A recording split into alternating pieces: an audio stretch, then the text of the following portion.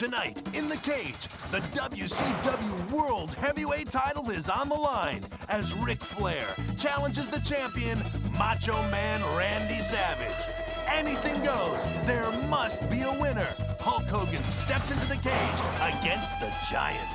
The World Tag Team title is on the line as champion Sting and Lex Luger take on Harlem Heat with the Road Warriors meeting the winner. Johnny B. Bad puts up the TV title and the doll against Diamond Dallas Page at over $6 million. The former champ, One Man Gang, challenges Conan for the U.S. Heavyweight title. It's a street fight in Pity City. The Nasty Boys face Public Enemy. And in a respect match with a leather strap, the Taskmaster meets Fly-In Brian. And now, live from the Bayfront Center in St. Petersburg, Florida, it's Super Brawl 6. And they are jammed to the rafters of the Bayfront Center in St. Petersburg. The entire world is watching the #1 wrestling organization in the world, World Championship Wrestling. And through the years in this great sport, there's been only one way to settle a feud, only one way to settle a dispute, and that has been in the confines of a steel cage. And hi, everyone, along with Bobby the Brain Heenan and the American Dream, Dusty Rhodes, I'm Tony Schiavone, and welcome to our 6th Super Brawl. But this time, Super Brawl has a big feature, 2 cage matches. And I'm with 2 men right here who know a lot about being in a cage. Hulk Hogan and the Giant, anything goes. One man may not walk out of the cage tonight, Dream. Well, as I said, you can smell danger in the area. You can smell it in the arena, outside of the arena. Hulkamania faced with a stern test tonight. One eye, if you will, going into a steel cage, the most dangerous situation you could put yourself in. But he wants to prove and rid himself of the Giant once and for all. And the Nature Boy Ric Flair faces the Macho Man Randy Savage. World's title, pride, and the Macho Man dealing with an emotional side because of his family. What a matchup that is. In the cage, the Macho Man and Ric Flair. Ric Flair can walk into a cage and walk out unprecedented 13th World Heavyweight title. It's very simple. It's like a double date. It's like a double header. We're going to see 2 cage matches, and we're going to see a new world's champion, and we're going to see the end of Hulk Hogan. And we're going to see a lot of furniture moved in our first match as we go to our street fight. Here we go on Super Brawl. Look at the crowd, if you will. Capacity crowd on hand. Not a seat to be found. People turned away earlier in the day. The hottest ticket in the Bay Area. It's not the Lightning over at the Thunderdome. It is World Championship Wrestling here at the Bayfront Center. And here they come, Public Enemy. You know, we started off the Clash of the Champions like this not too long ago, gentlemen. And this time, they can use anything. Let me say in a street fight, as you know, Dusty, pinfalls count anywhere in the building or even at the parking lot if need be.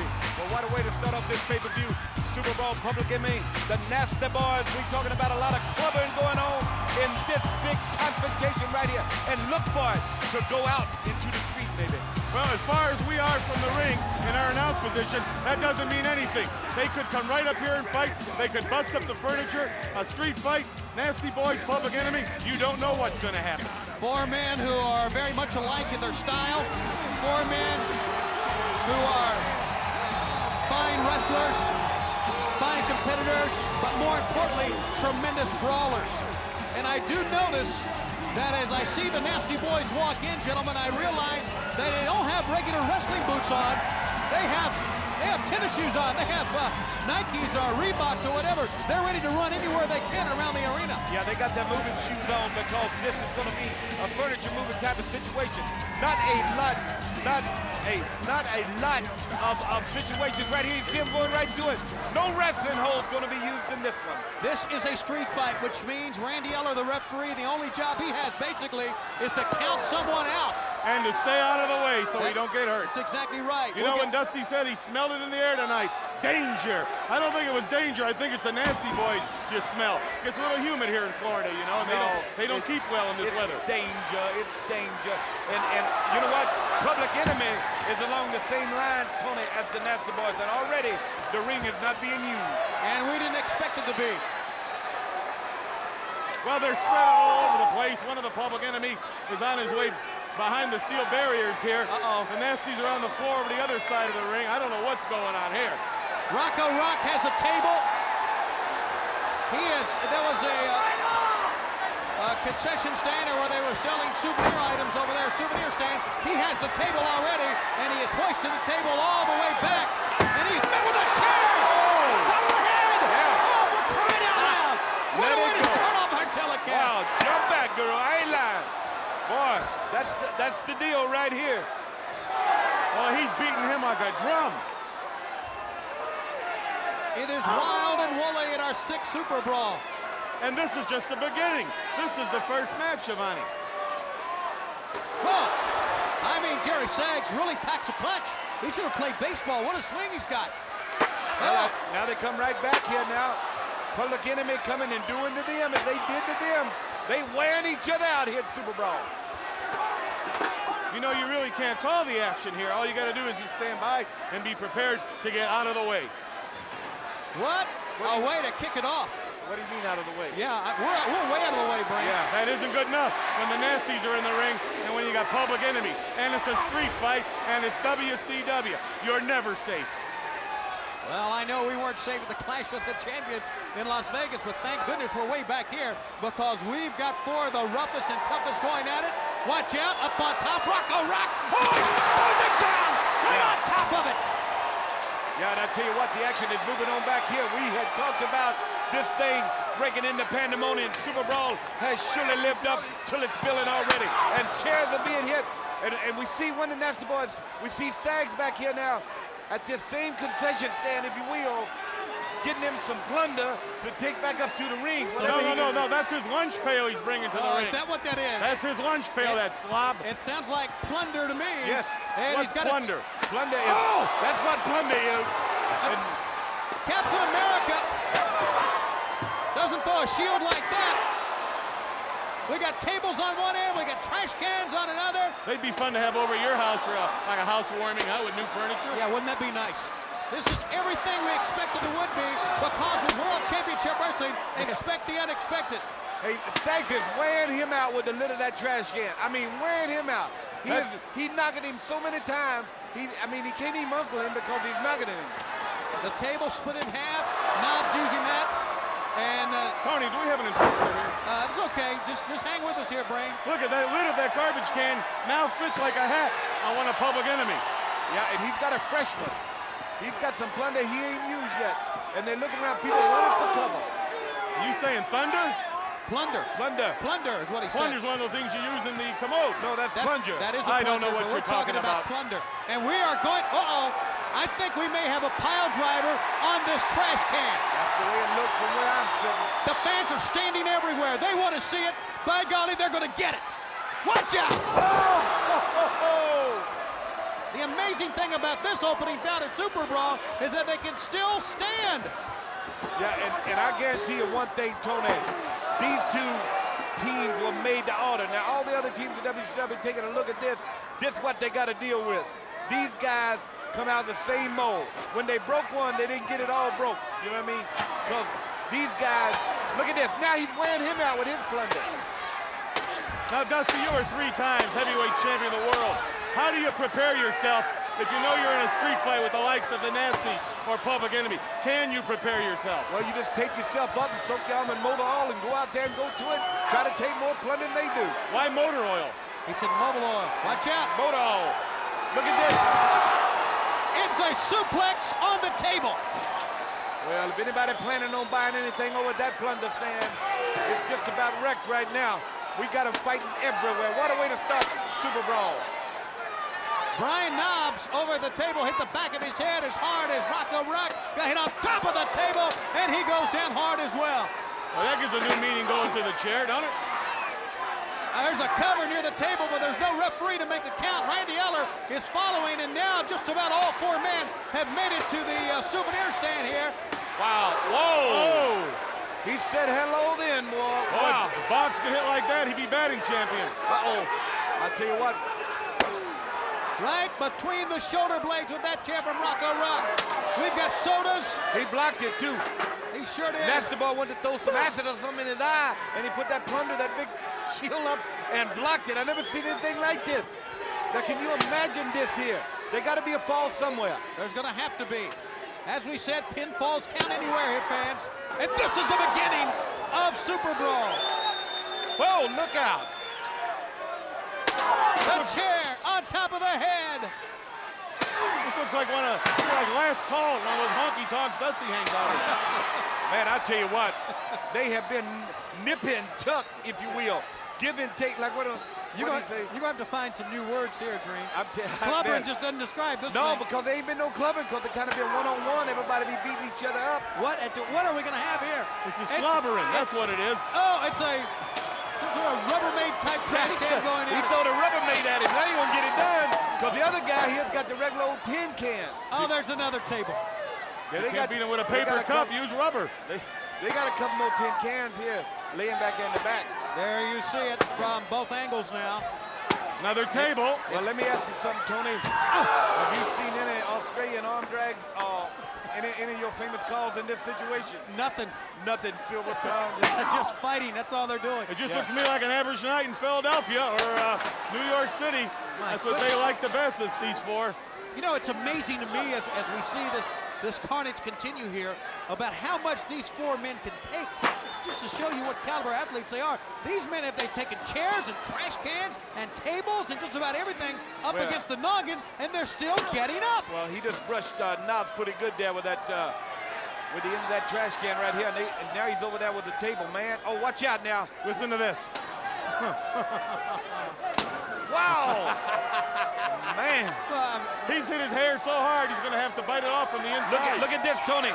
This guy is climbing up in the stand. We have maybe a first. We've got a wrestler in the stands. Doug Dillinger there to protect the fans. He's on top. Rock the rock. Oh, my goodness. That's it. No, moved out of the way. Pin He him. nails it. 1, 2, 3. This one is over. Oh, I hope there's no replay. I don't know how to call this. For crying out loud, they're not finished. No. The Nasty Boys will win the match on the pinfall. Hit somebody. This was described a street fight, but it obviously wasn't a street fight. It was a souvenir stand fight. Well, it went all over the building. And now then the Nasty Boys are easing back towards the ring. Yeah, but Public Enemy's on their way also. Well, they got, who's got the most plunder is what's going on here. Well, they're both got a lot of plunder with them. One guy's got plunder in his, I don't know what the heck plunder is.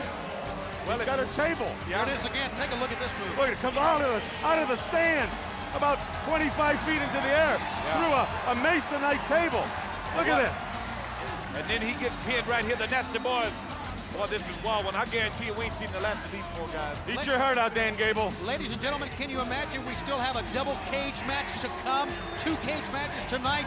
World Tag Title, U.S. title still to be decided, and a match for a lot of money. But right now we go to our own Mean Gene Okerlund. Gene, thank goodness you're back there. He should have been in it. We'll get it, Heenan. Thank you very much, Tony Schiavone. Yes, we are in the locker room area backstage here in Tampa. Super Brawl 6 underway, and what a phenomenal way to kick it all off with that street fight between the Nasty Boys and Public Enemy. Ladies and gentlemen, I talked about it earlier on the main event. On the hotline tonight, we're going to be talking about the rumor that 2 World Wrestling Federation former champions could be on their way to World Championship Wrestling. I understand it may even come as a surprise to the office up in the New York area. We'll talk about it tonight on the hotline. Mike today and myself, plus exclusive backstage coverage. Give us a call at 1-900-909-9900. That's 1-900-909-9900. At Super Brawl tonight, one of the fantastic matches. Pitt's my guest at this time. He collectively holds the United States and the Mexican titles. Conan, come on in. He is a relative newcomer to World Championship Wrestling, but certainly not to this great sport. Tonight, we've got to return this title on the line as you meet the big man, the one-man gang. Yeah, I just want to say one thing. I want to say thanks to all the Latins who have been writing in, who have been congratulating me on being the new U.S. champion. There's no way I'm going to let you people down. A todos los latinos que están allá afuera, a todos los cubanos, puertorriqueños, mexicanos, a toda mi gente, a toda mi raza. Yo me voy como llegué, como campeón de los Estados Unidos. Let me just clarify that to everybody. One-man gang, you're taller, you're heavier, but tonight I will be smarter. I am going to leave just as I came in, as U.S. champion. All right, Conan, very good. Remember, this man is well over 300 pounds. You're going to have to deal with that kind of girth, that kind of mass. I've faced him before, and you know what? I got my game plan, my strategy. The one who should be watching out is him. A tremendous international reputation again. He is the United States and the Mexican title holder. Tonight, this U.S. title on the line against the one-man gang. Conan, you're going to be on your way to the ring. I thank you very much. In the meantime, speaking of the ring, let's get back to the ring. Dave Pinzer, Meshuggah, the Landsman, is standing by for more of the introductions. Next contest in Super Brawl is a special challenge match, the WCW World TV title, and the Diamond Doll against the remainder of Diamond Dallas Page's money, $6,600,000. Introducing first, accompanied by the lovely Diamond Doll from Macon, Georgia, the WCW World Television Champion, Johnny B. Thanks to Mean Gene. Yes, World Championship Wrestling is international in scope all over the world. And I tell you, what an entrance. Thanks to Mean Gene. No, thanks to guys like Conan, Eddie Guerrero, and of course, our relationship with New Japan Pro Wrestling. And, you know, what an entrance by the Diamond Doll. Well, you know, Johnny B. Bad, I don't know if I can say this, but I don't mean it in a bad way, but he brought his plunder with him too, and I guarantee you, they are looking for the rest of that check. That Diamond Dallas, somewhere along the line, Bobby, has spent $6 million on what we don't know. Well, I understand the man has a lot of expenditures, plus he's been donating a lot of money to charities overseas, like Save the Red Birch Society. There's a tree over in Bolivia he donates money to, and you know, you heard of the spotted owl? There's a striped owl he's taking care of, and he's just donating a lot to different charities. He's a very, very charitable man. Yeah. You actually believe that, don't you? If a man tells me something, I don't call him a liar. Diamond Dallas is the lowest form of life that we have in the ring. He took the money that Kimberly won. We saw it on WCW Saturday Night on Bingo. He took it from her. He took it from her. He popped for the card, though. He paid for the card. Well, so she's just giving 13 cents back. No, she's lucky she's there with him to be seen with the man. So David Pinzer said, we are going to have this match. There you see the giant check. And the fans watching on, we are going to have this match for the World TV title and the Diamond Doll on one side and the $6.6 million remainder on the other. $6.6 million. Boy, what could I do with that? What could you do with it? Spend it on yourself is what you would do. You're right about that. I'll tell you what, Tony, this matchup here, Johnny's really got to concentrate on Diamond Dallas because Dallas has come so far. He is devious, but so far in his athletic ability, this is going to be a great matchup. Let's go back to David Pinzer. His opponent from Las Vegas, Nevada, Diamond Dallas Page. Yeah, here he comes. The former television champion. What, did someone give him roses or something? It's getting close to Valentine's Day, I know, but what in the world is going on here? Well, he didn't bring him for you, Schiavone, and he didn't bring him for Johnny B. Bad. Figure it out. Come on, Columbo. You can be able to figure this one out. I understand. I guess he's going to give him to Kimberly. Well, he's going to try to make peace, I believe, right here because he understands the situation. He wants Kimberly back. He wants to keep the rest of the money. She seems to be happy where she's at. And Dallas got to really, if he can't beat him one way, got to out-mind game him. And I believe that's what he's trying to do. Dream, you've told me before this old saying that a leopard never changes his spots. Right. And there you've seen it right there. Yeah. That's right. Walk away from it. Yeah. Yeah, there you go. Yeah. Johnny B. Bad, Diamond Dallas, they are into it already. For the World TV title, for the money, and Kimberly the Diamond Doll.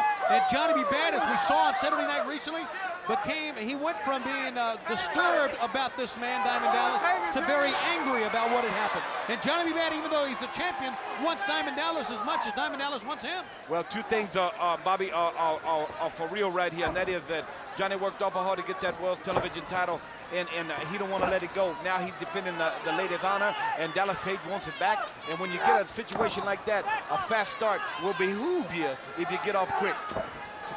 Okay, Dream, that's going to behoove you. And over the top! Was that a disqualification or not? I think so. I would call that a disqualification. Ring the bell.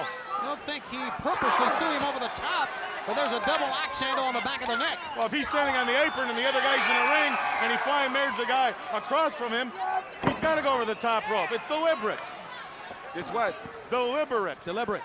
And that's not a movie with Burt Reynolds. Over Johnny B. Bad. Got him early. Here, 1, 2, got him. and no, sir. Page got out of that penny predicament that time. Jimmy Jett, the referee, assigned to one of our 3, or make it 4 title matches we have in this Super Brawl telecast from the beautiful Bayfront Center in St. Petersburg. And Johnny B. Bad and Diamond Dallas, of course, it was back that he won Kimberly the Diamond Doll World TV title back at Starrcade back at the end of 1995 in Nashville, Tennessee. Watch out. You know, the more I talk to Diamond Dallas and the more I look at him, I can't believe this man would rip a fine young lady off like that. There's got to be some propaganda here. He did. We've seen it, he did. And now he's getting ready to get a whipping here by Johnny B. Bad, because Johnny is really pumped. But he's wasting a lot of time. Actually, I'm incorrect. It was back during Norfolk that he won. Exactly. Back at World War III when he won it. But they did have a big return match. And there's a snapmare takeover. And look at that reversal. 2 men. There you go. Certainly are fine, polished pro wrestlers. No question about that. And an entirely different match than we saw in the opening bout, gentlemen. You know, if I can say this, Tony, both of these guys started learning their trade about the same time. Right. And you've seen them come up in a situation where they're pretty evenly matched right here when they're one-on-one. But with all that's going on with the money and the belt and everything else, it really, I believe, falls in the favor of Johnny B. Bad. There it is, 1, 2, and once again, Diamond Dallas escapes. If Johnny B. Bad wins the match, he will get that $6.6 million back for Kimberly. Oh, he's going to give the money to her? Roll He's going to go up. out there 2, of course and he bust is. his tail and sweat and risk physical injury and harm in a ring in a match with Diamond Dallas to win $6 million and to hand it to her? Is he nuts? Bobby, everybody doesn't think like you. Everybody not like you. The deal was made. Johnny B. Bad is in there not only to get his title back, but the money will go back to her. What money is left that, as you say, Dallas spent on birds, saving striped birds and red pigeons out in Africa. And that ain't gonna happen. That didn't happen. You made that up. So I did will not. tell you, yes, you did. So the fans know that Johnny would get that money back, brother. Go on, Johnny, go on. Johnny with a leapfrog, and he ducks through that time, and he's picked up by Diamond Dallas, and it's a great move as he used the top rope on the left side that time and gets him the advantage. And yes, go ahead and point to your brain, because that was a very smart move. And don't waste time, Diamond Dallas. Take him out when you got a chance. Come on, you've got to beat him. He don't have to beat you.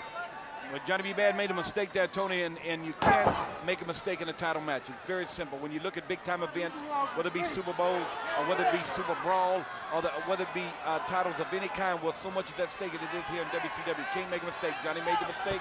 Dallas trying to put him away. If you had a chance to win $6 million, would you turn it in? To who? If it was, I'd turn it into a pillow. That's what I'd turn if it it was into. someone else's money, I certainly would turn it into him. Yeah, but it's his money. You know, Diamond Dallas is very lucky that Kimberly has not tried to get the money back through other means, through legal channels. Well, she doesn't have a bingo card to stand on. That's good. Yeah, and the bingo B27. card. Yeah, bingo, but that was her bingo card. It sure was. She was standing on. Waistlock pickup and a good move. Look at this. Like a bag of wheat. Oh, the gut buster. Well, he got him in those lower ribs really good. He's never recovered, Tony, from that mistake that he made there when he stopped him, and he's in a bad way right now. He calls it a 10. He's asking for Kimberly to give him the 10 card. That was a long time ago, DDP. Yeah, that's over. Forget it, that's right. But would you turn your back and waste this much time? I'd go in for the kill real quick. Diamond Dallas a 10. Oh, you don't even know who I you're don't going think home with. Well, I'll say one thing, that knowing when to put somebody away, Tony, I've said this many times on the mothership, you know, is that knowing when to put somebody away makes great champions. And spending time like this might cost him later on in this matchup. That's exactly right. And Brain, you've always agreed with that too. When you have a man beat, go ahead and beat him, right? You're there for the big paycheck. You're not there to put time in. Sends him in. Johnny B. Bad, great agility that time, and leg spring going over the top. But keeping his balance nicely was DDP. Look at this, once again showboating. That may cost him again a hard right hand.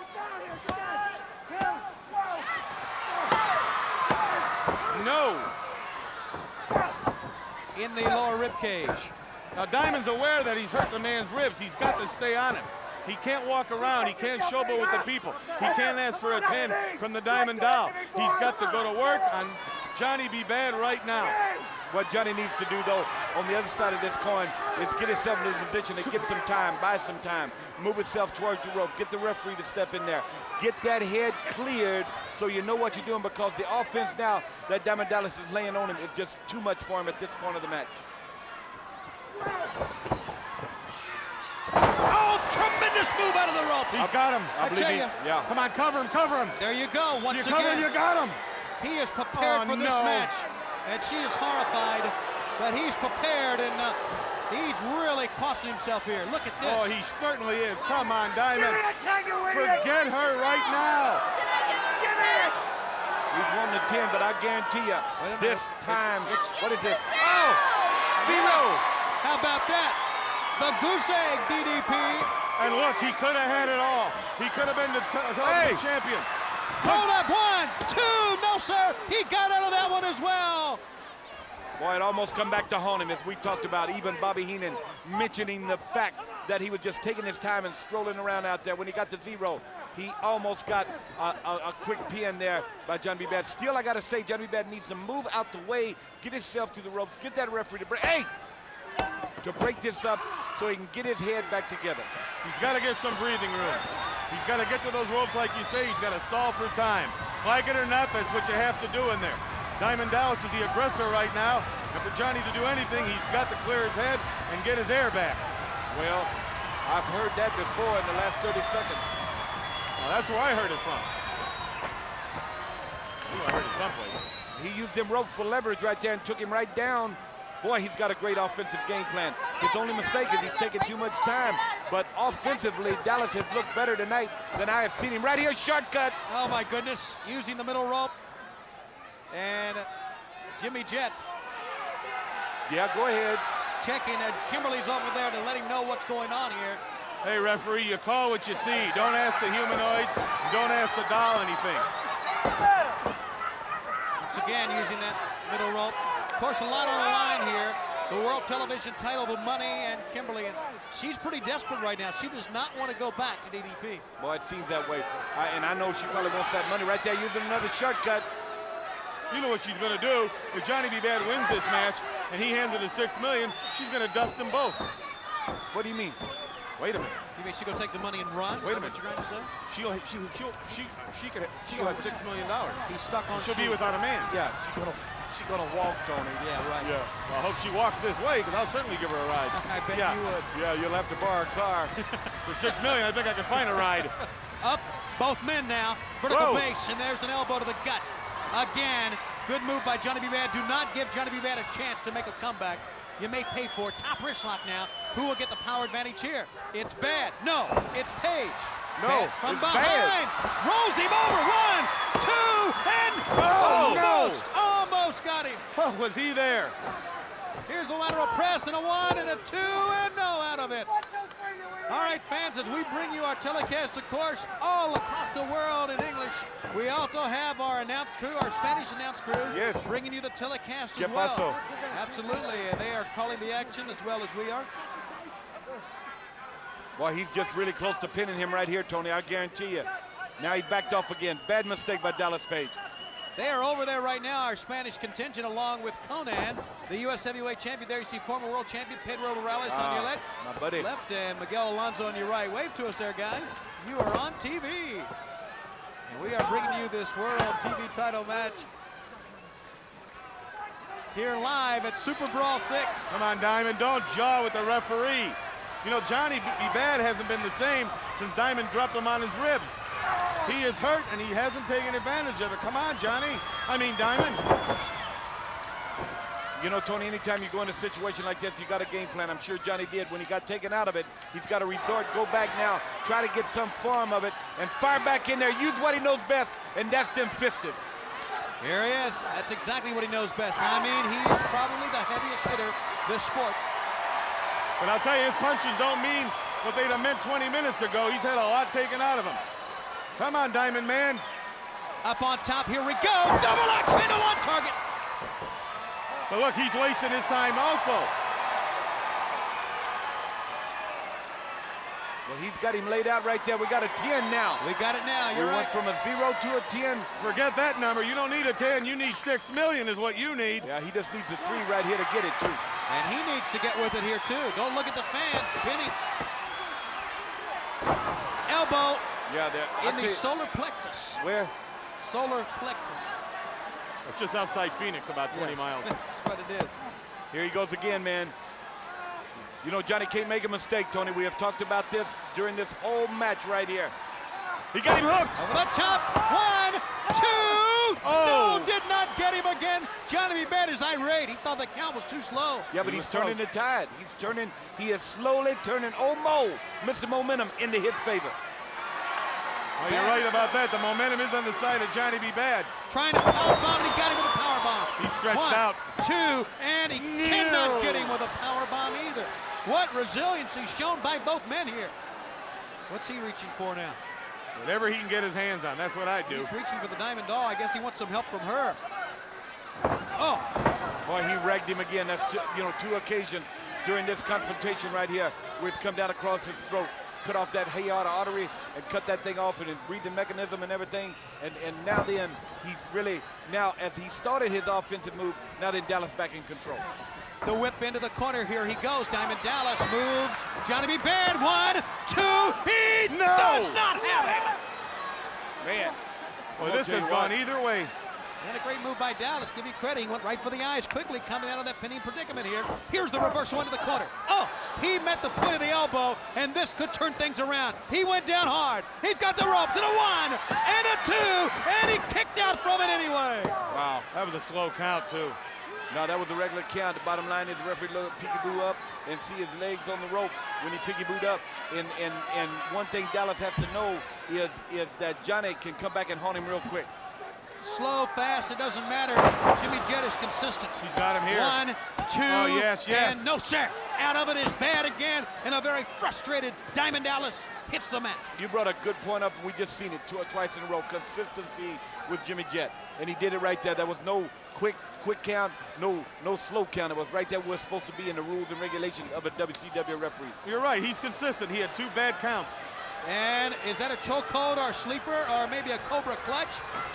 That's Not around really. the carotid artery, I believe. Yeah, sure is. Yeah, he's got him in the situation now where it's a little bit of a sleeper now, but I would say Jimmy Jett need to be checking because I think he's just choking him just a little bit. Yeah, Jimmy Jett is right there. And, Yeah, he let it go. Page is telling Jimmy Jett, check it, it's over with, and it well could be.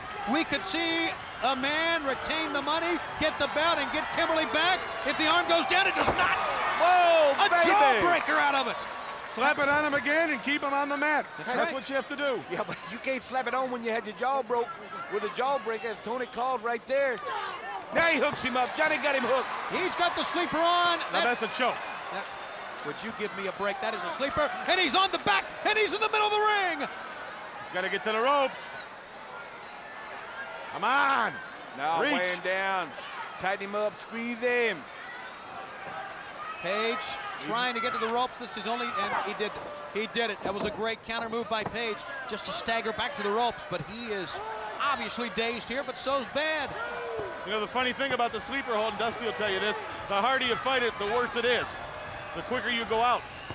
But Page is wobbly, but he's back up. And look at that right hand, would you? That one was on target. And now he's got the momentum going. He picks him up, and he tries maybe the flapjack again, or the Got him. A reversal. Whirly bird him. A reversal by Johnny B. Bad pile driver. 1, 2, and 3. He's down here. Oh, no. Yes.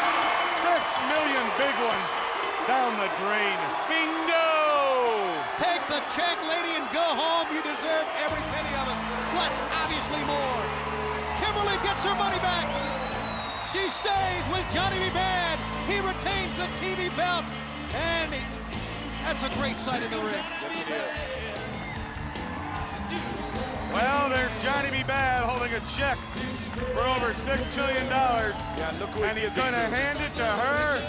Johnny, no. No, please. Hey, Kimberly, would you like to go and have a bite after the match? It's on you. I don't know what you're doing all this money, but I'm sure I'll put it to better use than Diamond Dallas paid for. I'll tell you what, she got to spin too. That's right. Put it to better use than Dallas. You know, nice little candlelight dinner tonight, her and I.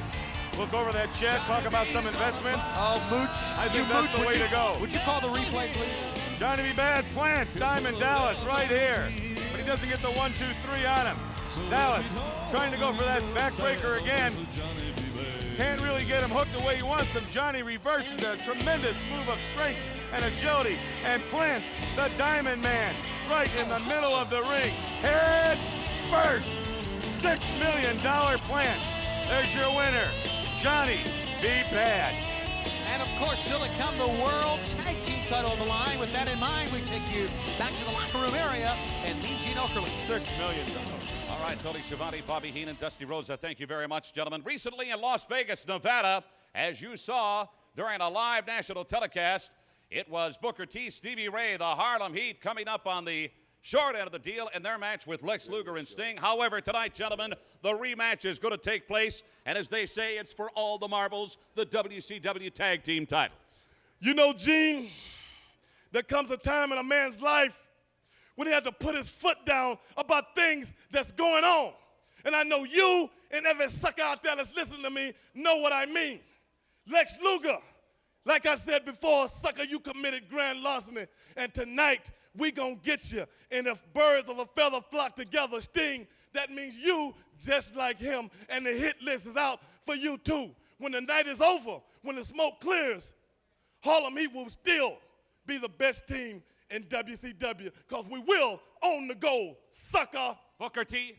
All I got to say is these two sissified suckers, a couple of punks, straight glitter boys, college punks, they don't know what they got into. They took us down in Vegas by about the dollars, brother. Let me tell you, silver dollar style, straight OG style. We got gang. They pull on us what we were supposed to be pulling on them. But tonight, Sting, Lex Luger, especially you, sucker, watch your back and watch your back hard, because me and my brother, we refuse to leave tonight without our World Tag Team belt, if you understand what I'm saying, man. Wait a minute, gentlemen, let me clarify one thing. If you should win this match against Luger and Sting, it's kind of out of the frying pan into the fire, because then you'd have to face the Road Warriors. You know, like I always say, the answer was a good call. This ain't 1976, this 1996, and the Harlem Heat is taking the tag team picture straight into the future, if you understand what I'm talking about, sucker. Big night for tag team action here at Super Brawl. Tony, Bobby, Dust, let's get back to you guys. Well, of course, it happened just this past Monday on Nitro, where Lex Luger and Sting defeated the Road Warriors. And as we saw on WCW Saturday night, Sting confronted Lex. He said, you can have the belt if we're going to continue to win it this way. And I think there's problems with Lex Luger and Sting. Yeah, there's so many problems going on. The Harlem Heat surely in a position to take this thing. Road Warriors waiting in the wings. But Sting and Luger, if something happens, I believe, wrong with Luger and Sting, this situation right here, Sting going to explode right here in front of our eyes right here on this pay-per-view. Well, you have to understand another thing. Sting and Luger are going to have a match. Harlem Heat's going to have a match. Now, the Road Warriors are standing in the back, fresh as a daisy. That's right. So they're going to come out and wrestle two men who have already had a match. You've got to go with Legion of Doom. They're the odds-on favorite. And, of course, tag team at an all-time high, World Championship Wrestling. We already saw a wild tag team street fight at the beginning of the telecast, but right now it's for the World Tag $6 million. Yes, you're right again. Let's go to the ring. Ladies and gentlemen, the next match at Super Brawl is for the WCW World Tag Team Championship. The winners to defend later tonight against the Road Warriors. Introducing first the challengers from 110th Street in Harlem, New York, Booker T, Stevie Ray, Harlem Heat. I want to bring up another point, gentlemen, and our fans who saw WCW Monday Nitro live this past Monday, they saw what the Road Warriors said at the end of the telecast after Lex Luger did what he did, and they said that they will make sure that Lex Luger and Sting advance. That's what they said. With that in mind, you can predict that the Road Warriors, in some fashion, are going to try to get involved in this. Well, I think it's a mental thing with them, too. When you know they're waiting in the wings, mentally, they are so prepared for this situation. And as you said, it's there. Trouble in the camp of Sting and Luger. We're getting ready to find out right here. And what I suggest that the Humanoids do is tomorrow night, tune in and watch Nitro and have a body count, because who knows how many people are going to be left here at WCW after Super Brawl. David Pinter. their opponents are the WCW World Tag Team Champions. First, from Venice Beach, California, this is Sting. His tag team partner from Chicago, the Total Package, Lex Luger. Whoa. Man, we got fireworks and everything here. This is better than Mardi Gras. Better than Super Bowl. That's right. This is Super Brawl. This is Super Brawl. They look good and ready, I guarantee you. Oh! Ugly looking kid. Would you please leave our fans alone? This is World Championship Wrestling. This is where the big boys play. If you don't make it here, you don't make it in pro wrestling. And Sting and Lex Luger have made it. They are on top. They are the World Tag Team Champions. And I tell you, for determination alone, you got to give Harlem Heat a lot of credit. I mean, they are determined. You know, and they're real brothers. They've been together all their lives, and they told Gene Okerlund they're not going to walk away tonight without those titles. Now it's up to Luger and Sting to get along. Luger's standing on the floor, Sting's in the ring. It doesn't seem like there's a whole bunch of camaraderie there. No, I think the situation is that Sting, I've known Sting a long time, and he likes to get right into the heat of battle. And if anybody's going to start that confrontation, if you draw it up on a blackboard and they get together and they say who's going to start this thing and switch this momentum our way, I believe they have talked about it. Sting will start this confrontation. Let me say quickly, Brain, you talked about tomorrow night's telecast of Monday Nitro live on TNT. We will be in Tampa, Florida, the Florida State Fairgrounds, live tomorrow night, 9 o'clock Eastern Time. And the state fair is in progress. We might see wrestlers coming out of the Ferris wheels. Who knows what? Wrestlers coming out of the Ferris wheels. Yes. You listen to yourself sometime? Yes, all the time. I just saw a guy come out of the balcony and went through a table. Why wouldn't a guy come out of a roller coaster? Let me tell you something that's happening right here. Now, there's a confrontation right here where Luger was walking around, and Sting told him to get up there. He literally said, get up here and let's get this thing going. Too much at stake right here. Luger sashayed, if you will, around, but put himself in a position now to get it started. The problem lies within Lex Luger as far as Harlem Heat's concerned and as far as the Road Warriors are concerned. And now it is Booker T and Sting beginning things. You know, I managed a lot of tag teams that didn't get along, but I preached to them, when the bell rings, you gotta work together or we're out of business. That's right. And that's what's gonna happen here. They've got to work together. I don't care if you get along with each other outside those ropes, it doesn't matter. You better get along in there. Reversal Sting, nicely done, and a big clothesline. Wow, what force by the Stinger, the fighting champion that he is. Speaking of fighting champions, former world champ Hulk Hogan, not 100%. His eye bandaged up, will go into the cage. We all were not certain if he would or not, but he is here tonight, and he will. And add on the surprise during the main event pregame show, brought out by the Dungeon of Doom. I tell you, the Loch Ness. I mean, this guy, 600 pounds, come out and laying people to waste. Surprised he was, but the cage poses no problem really for Sting. I mean, for Hulkamania. It doesn't pose a problem for anybody getting in. That's why it's their fault. I mean, it has happened in the past, but he has that opportunity, one eye, if you will, to take it to the Giant. And right here, Sting, as we said, has started this thing, and right here, going, nice tag. What am I saying, Bobby? There it is. Teamwork abounds with Luger and Sting. Luger, big force in those big arms of his. Just rocking Booker T back to the neutral corner. Look at the power of Lex Luger, would you? Into the corner, follows him in, and he paid for it. The big foot and a forearm shot. How about that? Yeah, he's rocked him twice there, got him with the big foot. Look at the total package. So much power. But Harlem Heat possesses a lot of power too. And they may have been together, as Bobby said earlier, longer really in the ring actively as Sting and Lex Luger, the total package. Now look at Luger buying some time on the outside. He is in no hurry to get back in. Sting saying, come on, let's go. There is problems. No question about it. Sting is down now to talk to Luger. Yeah, the communication here. When we get in there close, man, we got microphones everywhere. I would like, just barely hear what was said right there. You see the disgruntled look, if you will, Bobby Heenan on the face of Lex Luger, tagged out. Well, Luger made a smart move here. He got his bell rung a bit, so he's hanging in a fresh partner. Come on, Sting, do your job. Sting didn't like that at all. He looked at him, shook his head. Yeah, and then some Luger of the fans booed. Yeah, Luger pat him on the back, said, get in there. Yeah, go. You know? And don't turn around. You know, I say, if you go back to Nitro, That match against the Road Warriors, Sting was in there 90% of the time. Luger made sure he stayed on that apron. And you don't think the Road Warriors are standing in the back by some monitor right now, just licking their chops? Of course Don't they you are. think they're salivating? Don't you think they're pacing? Their hands are soaking wet. The spikes on their shoulder pads are probably just dripping. Oh, they're ready. Sting, one of the biggest vertical leaps in our sport, and there's a forearm to the eye. That's a thumb in the eye. Thumb in the eye. Here's the double team from Harlem Heat. I saw Hogan come in about 45 minutes before the start of the pay-per-view, and he had an entourage around him, about 35 people, and they were covering him, and he had a towel over his head as he took him out of the limo into the building. So he's not showing you something. There's something wrong with his eye or his face. We had the opportunity to take a look at him and have a talk with him, and I guarantee you what, yes, the Giant better hope that he has that ability to take Hogan out, because it ain't gonna happen. Look at the vertical leap by Sting into the midsection with a foot and a right hand. Rock Booker T. Midsection again. Here goes Sting.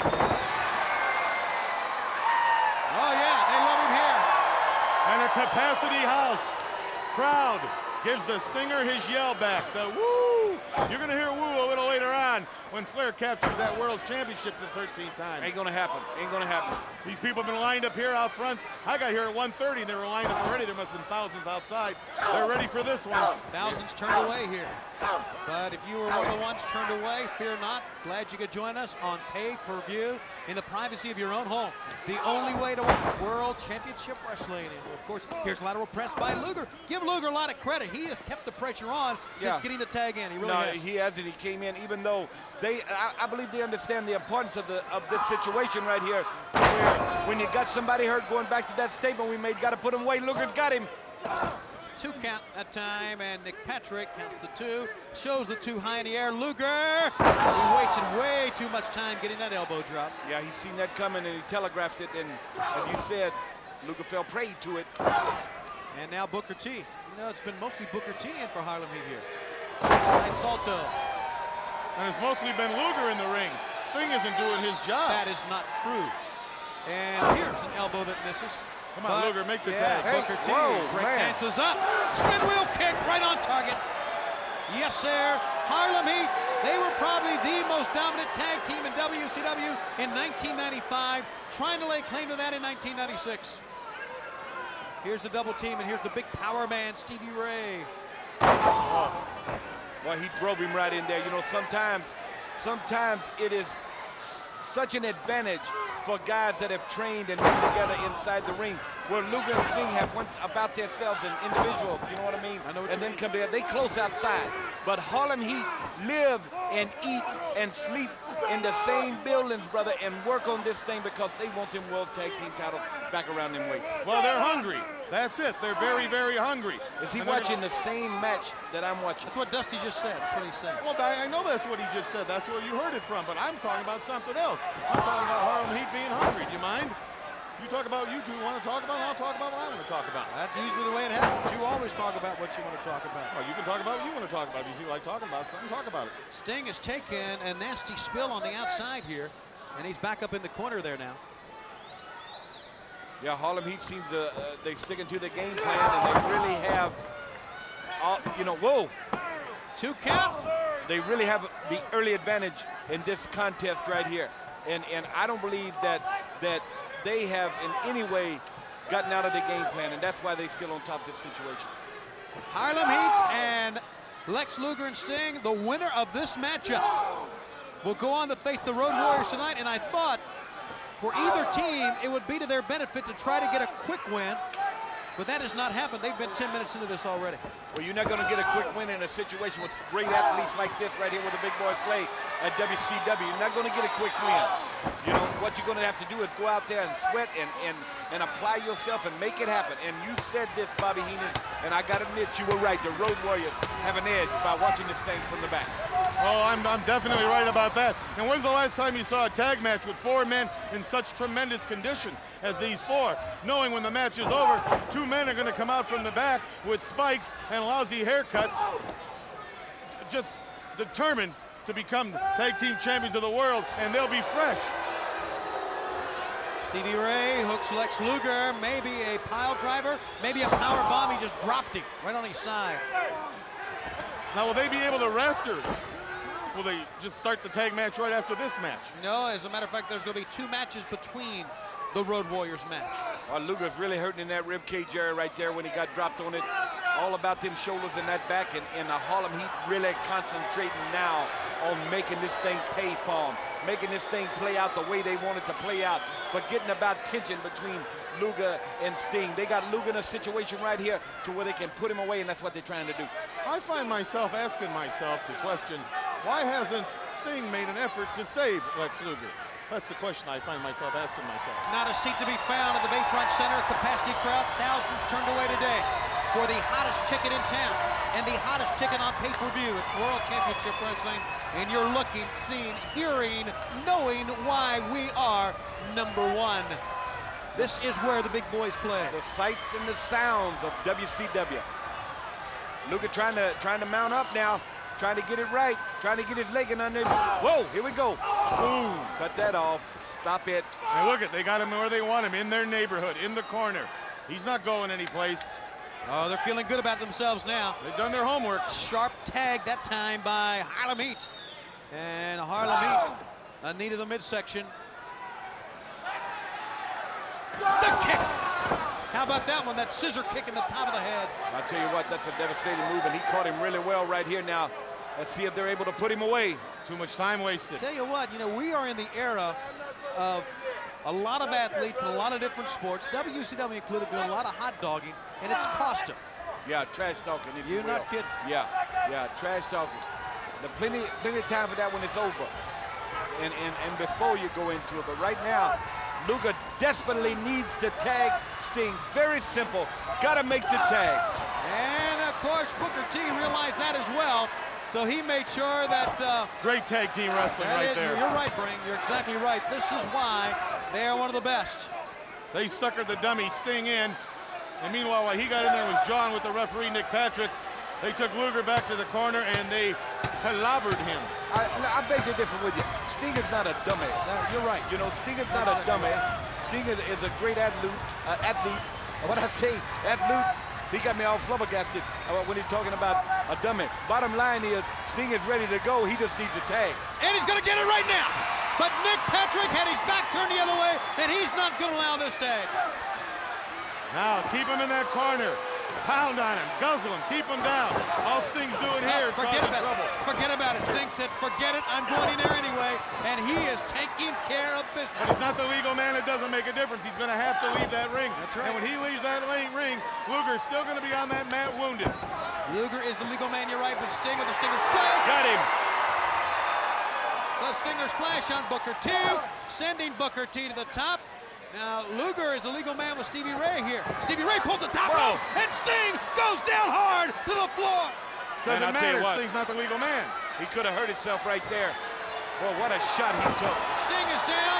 Uh-oh. There are your legal men in the ring. Uh-oh. And fans are standing because we've got company. There's 2 men making their way to the ring. It's the Road Warriors. They got that lead. Oh. That piece of lead. He hits Stevie Ray in the back.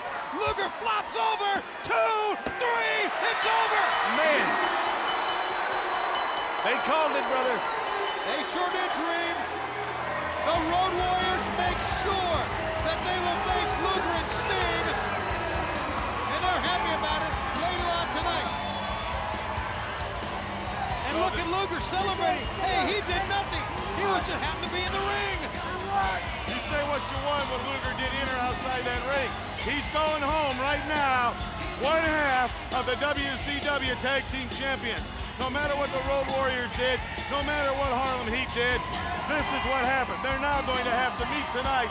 Sting and Luger defend the titles against the Road Warriors. Look out. For the second time in less than a month, Harlem Heat robbed of the World Tag Team belts. Once by Lex Luger, and now by the Road Warriors. Yeah, and they had all the momentum in their favor, too. Really took it to them. What a matchup. Let's go now to Mean Gene Okerlund with the still Tag Team champs, Gene. All right, there was an old expression on radio. What an interesting development. And I think we've just seen that. Lex Luger, Sting, gentlemen, come on in. congratulations on retaining the WCW Tag Team titles. But Sting and Mr. Luger, you know what went on. There was outside interference that I saw, even though the referee didn't see it.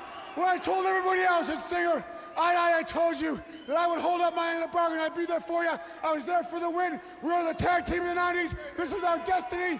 It's up and over the very top for Stinger and Lex Luger because we're the World Tag Team Champions. I told you so, Stinger, and the Road Warriors are next. Did you see what happened? Did you see what happened? What do you mean, did I see what happened? Did you see what happened? The Road Warriors interfered. Champions again, I can't believe it, package! I should never question you.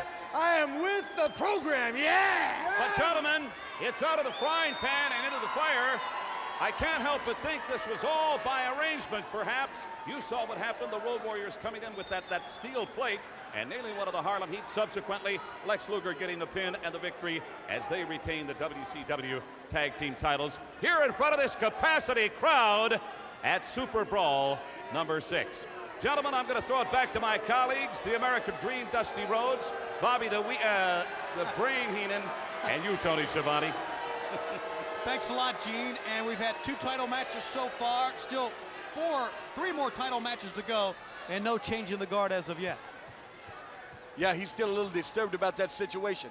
No change in the guard is right, but I believe the Road Warriors really setting right there perched to become World Tag Team Champions. Road Warriors later on in this telecast will face Lex Luger and Sting, and like we've said all along, it's got to favor the Road Warriors. They have not yet wrestled. And you got to wonder, also, if Sting and Luger are now back as a cohesive unit or not, Brain. Well, I don't know what's going through their mind. They looked happy when they left together, but there was still something there that tells me they're not getting along. Road Warriors, they're as happy as can be. They just about had the title handed to them on a silver platter. You got Luger and Sting who are fighting. They just took a heck of a beating at the hands of Harlem Heat. Now they're going to have to get in the ring with the Road Warriors. I wouldn't like that job. Still to come, double cage match. Ric Flair goes for an unprecedented 13th World Heavyweight title. Hulk Hogan with only one eye against the Giant. Let's go. It's time for the U.S. title bout here on Super Brawl. The following return contest is for the WCW United States Heavyweight Championship and is set for one fall. Introducing first the challenger, representing the Dungeon of Doom from Chicago, the One-Man Gang! One-Man Gang a week ago on WCW Main Event on TBS lost the U.S. title to Conan. And now it's his chance to get it back. And this could be a big night for the Dungeon of Doom. In the main event, in the pregame show, they unveiled their present as the Taskmaster had gone overseas to find the Loch Ness Monster, and he found him. They could regain the U.S. Heavyweight title, and of course, they got the big cage match later on against Hulk Hogan. Well, yeah, great matchup coming here. Conrad, the Latin community and all the community around the world is very proud of this man. And I guarantee you one thing, he is really set for this competition. You're right, the Loch Ness, 600 pounds will be coming down on him. His opponent, formerly from Cuba, now residing in Mexico City, the United States Heavyweight Champion, Conan! I don't think it's been a long time since we've seen someone come in a short period of time have the impact Conan has had in World Championship Wrestling. Mexican heavyweight champion, made a name for himself in Mexico. His debut was against Psychosis at the Clash of the Champions back on the 22nd of January. Here it is, February 11th. He is already well known, well respected, and the U.S. heavyweight champion. Well, like I said, he was going to have the advantage here because his style, the Spanish-Mexican wrestling style, favors him. He's coming here. He's gonna make sure they adapt to his style. We're not gonna be able to adapt to his, so he's got the advantage. Came right in, took the belt from the One-Man Gang. Now he's got to hold on to it. Great contrast in styles. And Dream, when you would go up in the ring, a big man like One-Man Gang, and you had to face a guy with the aerial assault of Conan, would you have to try to ground him immediately like this? We talked about that situation because me and you called that thing, and we had seen the thing with Conan to where in order for One-Man Gang to beat this man again, very simply put in your game plan at home, if you're drawing it up on a blackboard right there, got one sitting by your TV right now and your pretzels and stuff, and you're drawing this up, what will it take? What he's doing right now is what it will take. Ground him, keep him down. Don't let him up. Don't let him explode on you, because if he does, he'll be back in Mexico City with Miguel and Pedro Morales celebrating when this thing's over. tumbled out of that. Whoa. He drop kicked the leg. He's trying to keep the big man down. He's going right for the legs. Great strategy by the U.S. champ. Spin wheel kick right in the upper body that time. And one-man gang is down. He can't get up. Wow, look at the agility here, Bobby. He didn't get him good, though, What? with that drop kick. Doesn't matter. Look at this. Got him good here. They are on the steps. Those are steel steps, too. And they tumble all the way down to the floor. Well, you know, Konad had a better situation there when he went out because he was on top of him, and all the weight that one-man gang had was breaking his fall. He got him again right there. And go back to what we were saying about one-man gang grounding him. Well, how do you beat a big man? Take him off his feet. Right. That's what we see. So both basically trying to employ the same strategy, and so far it's been Konnan with the advantage. Konnan is back in the ring, and one-man gang just trying to get back in here. This is Super Brawl. This is our 6th annual event. Some of the greatest matches in WCW history have been held right here in this event in Super Brawl over the past 6 years. Glad to have you with us here in the month of February as WCW in 1996 is bigger, hotter than ever. And we're only a month into the year. How about that? Well, a month and 2 weeks. Yeah, well, you know, I know he knows, you know. Yeah. Well, I knew. We know you know, too. Well, he didn't know I knew. Well, we all know. We have yet to see Konad really, except for the one occasion, use that situation where he can fly and get out there in a situation to spread himself out. And now he's laying prone right there. And when you're in this position, the game can take you home, brother. If he doesn't break it, he's going to lose his U.S. heavyweight title shot here. He knows what he's doing. It's up to him right now to use that weight. Lay on that man. Make him grasp for every ounce of oxygen he can finally pull into his body. Don't let him up. Lean on him. Yeah, you know, the power that gang has, Konad, you know, is a very powerful individual too. But them punches right there meant little or nothing because he had, as you said, when he was choking him, took the wind and everything out of him, cut off that breathing apparatus, and that's where we're at with this thing. Here's a pickup and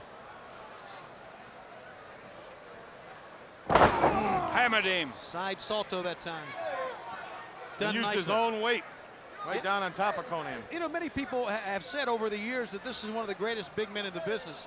And of course, you would have to say that with one-man gang. Of course, we have the Giant coming up, who is really the biggest man and the most powerful man that we have. But one-man gang over the years with his 747 has been a man who's been able to use his size, his advantage. A lot of people have the size, a lot of people don't know how to use it, but you can't say that about the one-man gang. And he's doing a good job right here of keeping Konad out of this game. And Konad, every time he fires back, he's not really hurting him in it. That's where you can hurt him, I think. Hit him in the noggin. Fist him in the head. Fist him in the head is what he's doing here. But every time gets cut off. I don't think he's got anything left in those punches to move the one-man gang any place. He hasn't dropped them, hasn't even made a move to one knee yet. Gang is still in control. Oh, stretches him out that time, and those are big, heavy forearms. One-man gang. He hit you good, amigo. One-man gang came in to WCW and defeated Kensuke Sasaki.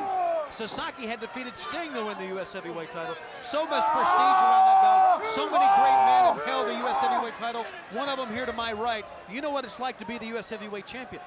Yeah, because you're right there in a position to where the next thing in line for you is the world's heavyweight title. It's very simple. And Konad got to really dig deep down here because some say when Gang defeated Sasaki, it was an upset. I don't believe so. He used the power, used what he had at his disposal, and that's what he's doing right now. And the competition is such in WCW that no title is safe. We're very happy Whoa. to have Steve Grissom with us. That's my man right there, Steve Grissom. Driver of the WCW Car 29 that will be in the Busch Grand National Series this coming year. I thought they had this guy pulled over about 2 exits up from here today. They did not. With a taillight out. I'm going to tell you what, I was out with Steve Grissom. I'm going to tell you what a fine young man representing his sport of NASCAR and also representing WCW. And what a year Steve Grissom will have. And I know he's watching this thing right there, and he'd rather be in a car going 200 miles an hour than be in there with a one-man gang when he be beating on you and belly button you right here, and that's what he's doing. Wouldn't anybody? I'd rather be in a car 200 miles an hour than be in the ring with a one-man gang. But Steve Grissom, part of WCW Motorsports, and we'll be talking more about WCW Motorsports in the weeks to come on all of our television programs. Right now, the one-man gang having his way with the U.S. heavyweight champion right here. into the midsection, right to the rib cage. With one-man gang, he is so calculating with each and every blow. He knows exactly where to hit you. It seems to me like Konnan doesn't really know what to do with him. He's tried to punch his way out of it. He's tried to drop kick him in the leg. He's tried to get him off his feet. Nothing has worked. Maybe the gang has a plan here. Maybe he will become United States champion one more time. Then he'd become the Mexican champion too, wouldn't he? No, this is for the U.S. title, not the Mexican heavyweight title. Well, he got a barrage right there. As Bobby said, I agreed with him 100%, and that is unusual, but caught him right here. Oh, he caught him. He caught him, but head scissor takeover. Drove his head in there, I guarantee you that. See what he does with this. Konnan a drop kick, and the big man lumbers to the near side. Here he goes again with another drop kick. He's got him staggering, no doubt about that. Oh. How about that? He's way off his mark with that one. Yeah. Yeah, you know why he was way off his mark, Bobby? Yeah. Okay, why? Yeah, because he's had too much taken out of him. Well, thank goodness for little favors. 7:47, 1, 2, we... Hey, no! He's not through with him. Almost had a U.S. champ, but he pulled him up. Can you believe that? Thinking. Maybe he doesn't want to win the U.S. title here. Yeah, but why wouldn't you? He wants to punish this guy. And Bobby was right. There was so much taken out of Konnan, but why would he pull him up in a situation to win the gold and put you in that position? I don't know, but he's going for another one. Might want to send him home. This is from the big top. And he landed on his feet that time. Watch out. Here comes Konnan. Seizes the opportunity. He's a little bit quicker than the one-man gang. Tumbles off in a 1, 2, 3, and he beats one-man gang. Gang was out of gas. I'm going to tell you what, he was lucky to get out of that alive. Konnan is still the U.S. heavyweight champion.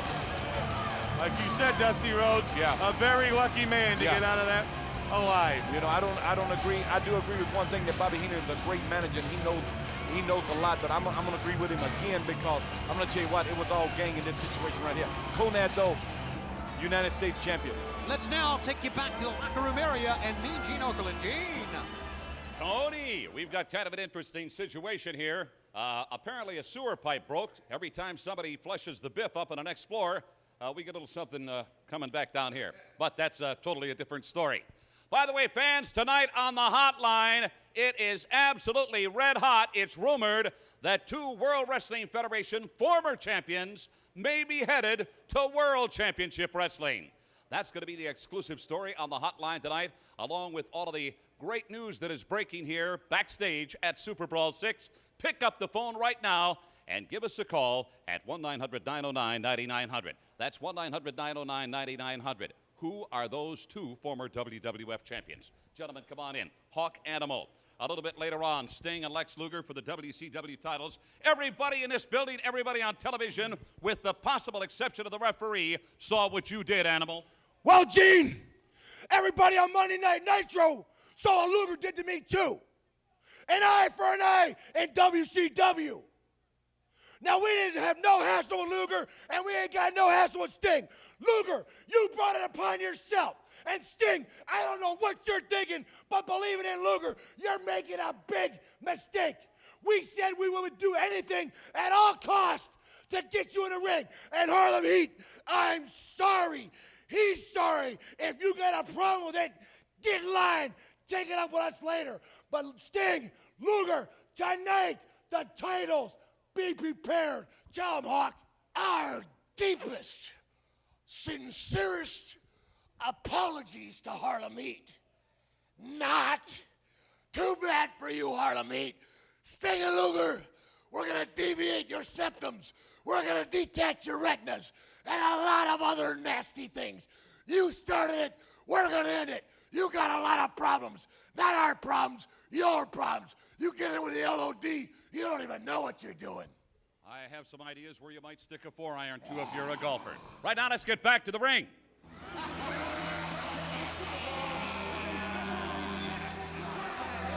All right, here we are, and the Road Warriors are more than ready for their tag team match later on against Lex Luger and Sting. And what we're having right now is a special added match because of the bad blood with the Taskmaster and Flying Brian. It's a combination of a leather strap match and an I Quit match, Dream, to where there'll be a microphone in the ring. When one person says, I respect you, the match is over. Well, I'm going to tell you what, this one here is loaded and will be out of hand, my friends. Dusty, you know what it feels like. It's bad, isn't it, when that strap gets wet and you start getting beat with it. They start ripping it all across your eyes and your mouth and on the bridge of your nose. Nothing like a strap. No, and there's no place to go when you're strapped together, when you're strapped to another man. No, I mean, there's no place to run or hide. It's like a bad divorce. A bad divorce. It's not a good divorce. Take a look at Flying Brian. He means business. He is sprinting in the ring. Oh, they are going at it. They are not waiting to get hooked up by a leather strap. Oh, my goodness, they got a fight going on here. Well, I told you it's just going to be Katie Baldador right here. I don't know how they're going to get them strapped up, but they are really going at it. Whoa, baby. Flying Brian trying as all he can to whip Kevin Sullivan, who's just hanging on to it. Kevin Sullivan's chewing his ankle off. This is a Donnybrook. Yeah, Donnybrook is right, and he has got that strap, and he is raking him around the eyes. And, oh, man, let me tell you, respect is the name of the game in this one right here at Super Brawl 6. Ladies and gentlemen, we haven't seen anything like this in a long time. Oh, Sullivan hit him right in the jaw. He hit him right in the jaw and almost knocked him out. And now he kicks him in the solar plexus, and they're not even thinking about a leather strap right now. Jimmy Jet has a wireless microphone. And yeah, I don't think this is what Aretha Franklin meant. You, Booker man. Oh, he said, I respect you. Respect you. And he walked. And he walked out. And he walked.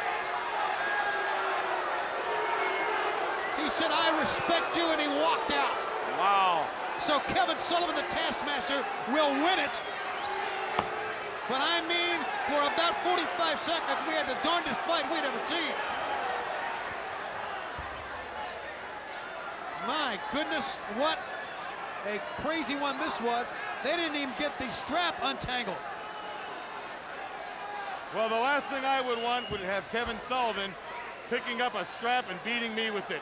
There's nobody tougher than this Taskmaster. The things that go through his mind, the things he comes up with, the tortures he dreams up for people, just the nastiness this man possesses. He is just one tough man. And you wouldn't believe it by looking at him, but that's the face of a victor. He wanted to get some more lashes in. Yeah, and I'll tell you something else. This thing is not over. I'm talking about Taskmaster's night still got deals to do. One, Hulk Hogan got to be ready for this. Wait a minute, Arn Anderson, who is not even scheduled on the card. He looked like he'd been out on the golf course. He was on the golf course today with me. Well, you know, when Ric Flair is around, Arn Anderson, the enforcer, is going to be around. So Arn Anderson comes out, and we've got a little problem here. Wait a minute. Now, Arn's always been the voice of reason here. Well, I don't know if he's the voice of reason right now. If he's got a voice, yes. He's saying you put it on. Reason would tell me yes to get out of the ring. Yes. Oh, yes. Call a cab or take off on foot. That's what I do. Wow. Well, one thing for sure, when Brian Pillman's around, you never know what's going to happen. All right, it looks like we're going to have a high respect match between Well, it's going to be a little different. And the Taskmaster. Yeah, well, Arn Anderson looked like he's going to accept the challenge. We're getting 2 for 1 right here now. We're getting 2 respect matches for 1. Well, this is the 19th hole for Arn Anderson. He's already played 18 today, and now a strap match. Wow. Just like Jack Nicklaus, huh? Boy, and he's going to town on him too, man. Yeah, I tell you he what, is going to town on him, Tony. You are seeing a man who wasn't even ready to fight and is fighting right now. Well, that shows you how he feels about the 4 horsemen. He lives and breathes and dies 4 horsemen. And he wants to make an example of Kevin Sullivan, and this is just going to be a fight. Well, he's got him tied up right here now. Wow. He has tied up the Taskmaster. You are seeing what has transpired over the past couple of weeks on WCW Monday Nitro between the Horsemen and the Dungeon of Doom really explode before your eyes here tonight. Yeah, Tony, and I tell you another thing right here, you know, the Horsemen in a situation tonight where Iron, you know, being the enforcer for the Nature Boy Ric Flair going into that cage later on against the Macho Man Randy Savage, and the Taskmaster trying to get his troops ready to take Hogan out, and now they in the heat of battle right out here, live and in public, if you will, and I guarantee you one thing, this is really pay-per-view television at its best. Did you see the way he grabbed that strap and just pulled back? Looks like he was trying to jumpstart him. Is Arn Anderson going to say it or not? Jimmy Jet puts his hand in there and yanks it away. He might get strapped too. Yeah, you don't want to get in that too close. Kevin Sullivan screaming, say it. Neither of these men are going to say it, I'll tell you that. We're going to be here all night.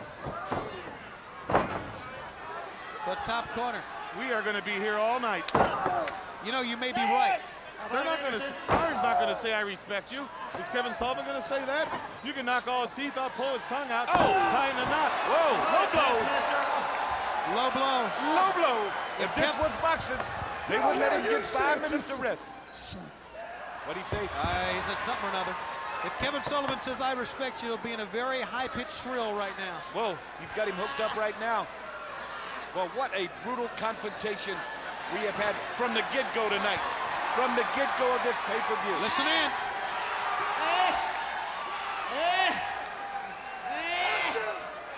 How about it, Taskmaster?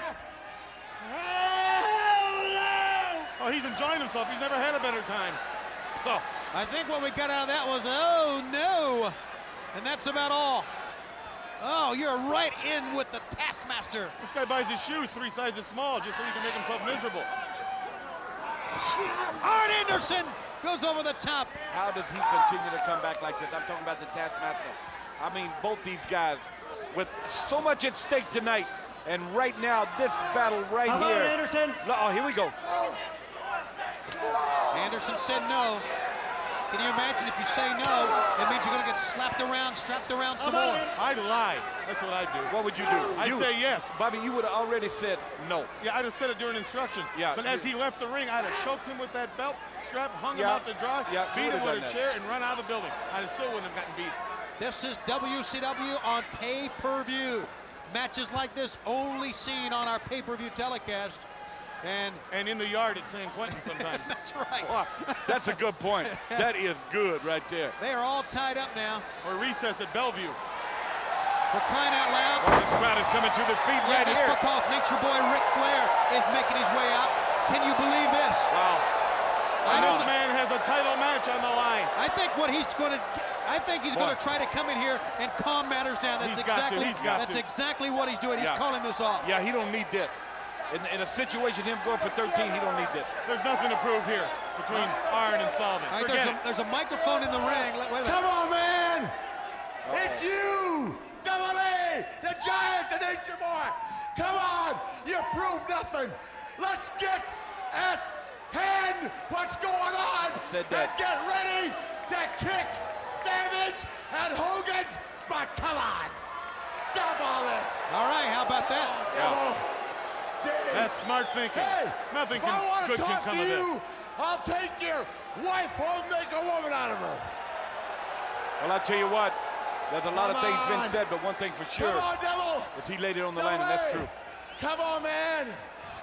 Hey, united we stand. Wow, get out. Divided we fall. Hogan, it didn't work. Savage, it didn't work. Tonight, right here. He's gone. Yeah, you're not kidding. Ric Flair's gone. He's gone. Yeah, he's gone. Yeah. Right here, we destroy Hulkamania.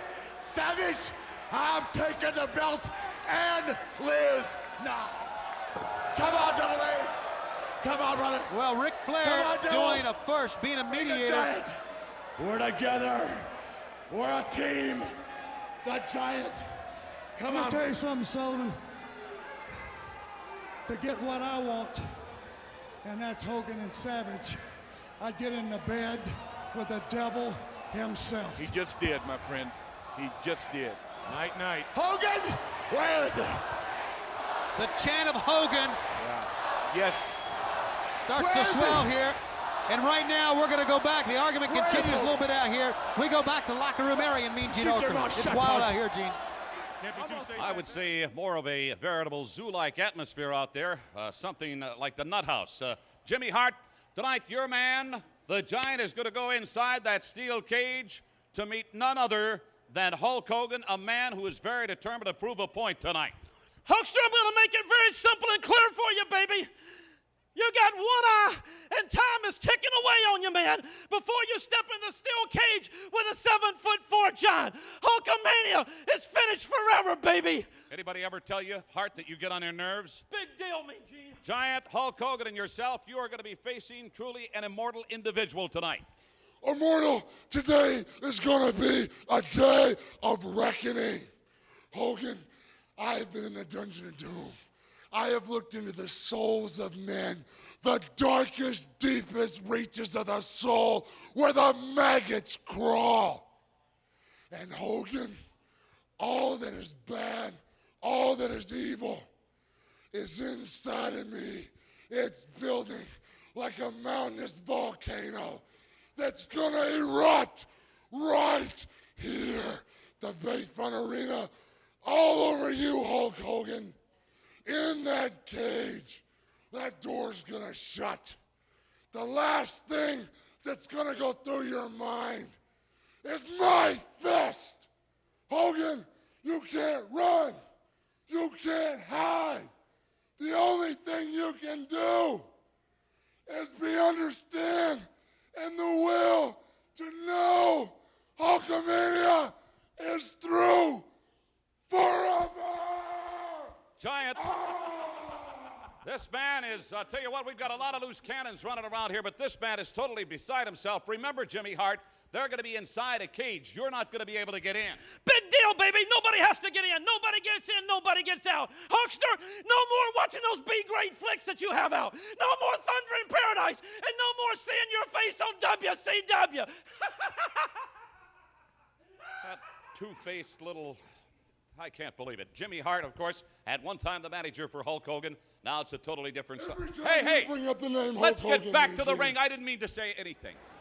Our next match is for the WCW World Tag Team Championship. It is set for one fall. Introducing first the challengers from Chicago, Hawk and Animal.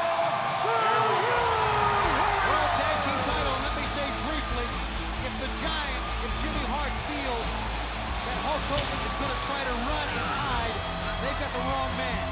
He's not going to try to run and hide in the cage a little bit later on. Now, I've been real steady at saying that, and I guarantee you, what a matchup it will be, and Hulkster's not going to run and hide from nobody. What a opportunity here, Bobby Heenan, for the Road Warriors to become World Tag Team Champions. Well, it's an opportunity of a lifetime, and they've been there before, and they're going to cash in on it. They will take advantage of it. Let's see what this team's about. Their opponents are those WCW World Tag Team Champions. First, from Venice Beach, California, this is Sting.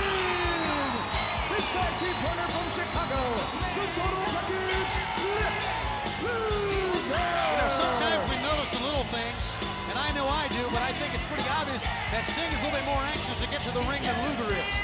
I think, and I said that earlier in this match earlier. I just believe he is offensive-minded. He's not a backup guy, and he's wanting to get this thing on. Now, you look at the Road Warriors, they are steady in the eyes of Lex Luger. They're not even looking at Sting. So they know that Luger maybe be just a little bit warm. Look at him here, just bagging down. I guarantee you, explosions getting ready to happen. We have seen shockers. We have seen surprises. We have seen unexpected occurrences, and we're seeing another one. Luger doesn't even want to wrestle here. Well, that makes sense to me. Why would you want to get in the ring with two guys like the Road Warriors that got their spikes on? Not me. Sting now and Luger going to have a little powwow here. Yeah. Let's see if we can listen in. Well, get that in there. You can read his lips. He said, I'm not going in there with it. Forget it. That's right. And give the Road Warriors some credit. They're just... Now, this could be a ploy, too. Of what? That's not a ploy. A ploy of what? A ploy. By whom? By Luger and Sting. Forget it. To make the Road Warriors overconfident to think that they're going to have an easy cakewalk. You never know. Well, I see it a little bit different. I think most people do. I think it's very obvious from the zip in his step or the lack of it, But and the look in his face. Luger does not want to get in the ring. You got to give our colleague, though, his word, ploy. If it's a ploy, then I'll be the first one to say it was. But I'm not so sure with a ploy. If it was a ploy, well, now, let's a ploy. Let's think about this, too. I think it's very smart. Make them take off the spikes.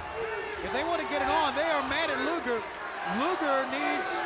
I think he's saying, get the spikes off and I'll get back in the ring. Well, of course. You can put an eye out with those spikes.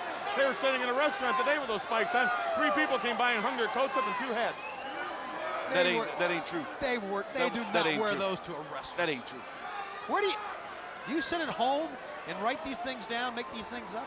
No, I got it from a good friend of mine here in town. Here we go. Who's your good friend here in town? Ted Webb. Was that the guy hiding out back there with a hat on? Yeah, he hides a little bit, but he works for me. I'm gonna tell you what, guys. Sting is ready to get this thing underway, and a good point is to get these spikes off of the Legion of Doom, LOD, off the Road Warriors, and Luger need to get up there because you know Luger ain't gonna start. We done made that point. It's like fighting 2 300-pound porcupines. Fans are booing Luger, and he's wasting a lot of time. I'd like to get backstage and find the Diamond Doll, maybe have a little dinner this evening. Can you believe Heenan said that? I can believe he did. We're Yes, I can. in the midst of a tag team but war, right here, and you're thinking about the Diamond Doll. Hey, these two guys right here, Sting is trying to convince him to get in there, and Luger, whether it be a ploy or not, I guarantee you they have thrown the whole game plan of the Road Warriors off. Sting is in. You're right about that. That's why it was a ploy. Sting is ready to go. Look, Sting is in the ring. And he's given up his half of the belt to referee Nick Patrick. It was a coup they pulled off. Yeah, Sting's ready for some offense right here. And they still complaining about Nitro. Animal still talking about this situation back here and how Luger took advantage of them. And so if they want to prove it, let's get them things off them and get this bell rung and get this thing on right here. There's a face of frustration right there. Sure it is. Oh, yeah. All right, they're off, and Luger's still not in the ring. They have taken him off. Luger is still running. Nick Patrick's trying to get to the Road Warriors. Luger backpedaling here. Well, let the guy get in the ring, will ya? My goodness. Referee, take control. Hey, anything he gets, Lex Luger deserves, all right? I think everyone would agree with that. Well, the referee's got to take control now. We've got to have a championship match. Well, Luger won't get in the ring, count him out. Well, Sting's in the ring, and he's ready to go. They got one of the Warriors, got both the Warriors in the ring, LOD right there, and they need to get this thing rung and get it on. They got the spikes off. Let's go. That's a confident man, though. You can't take that away from him. A confident man who's been backpedaling towards the locker room every second. That's confident. But Tony, he's holding one half of the tag team championship. You can't take that away from him. It's a rocky ride for the Stinger, this World Tag Team title reign.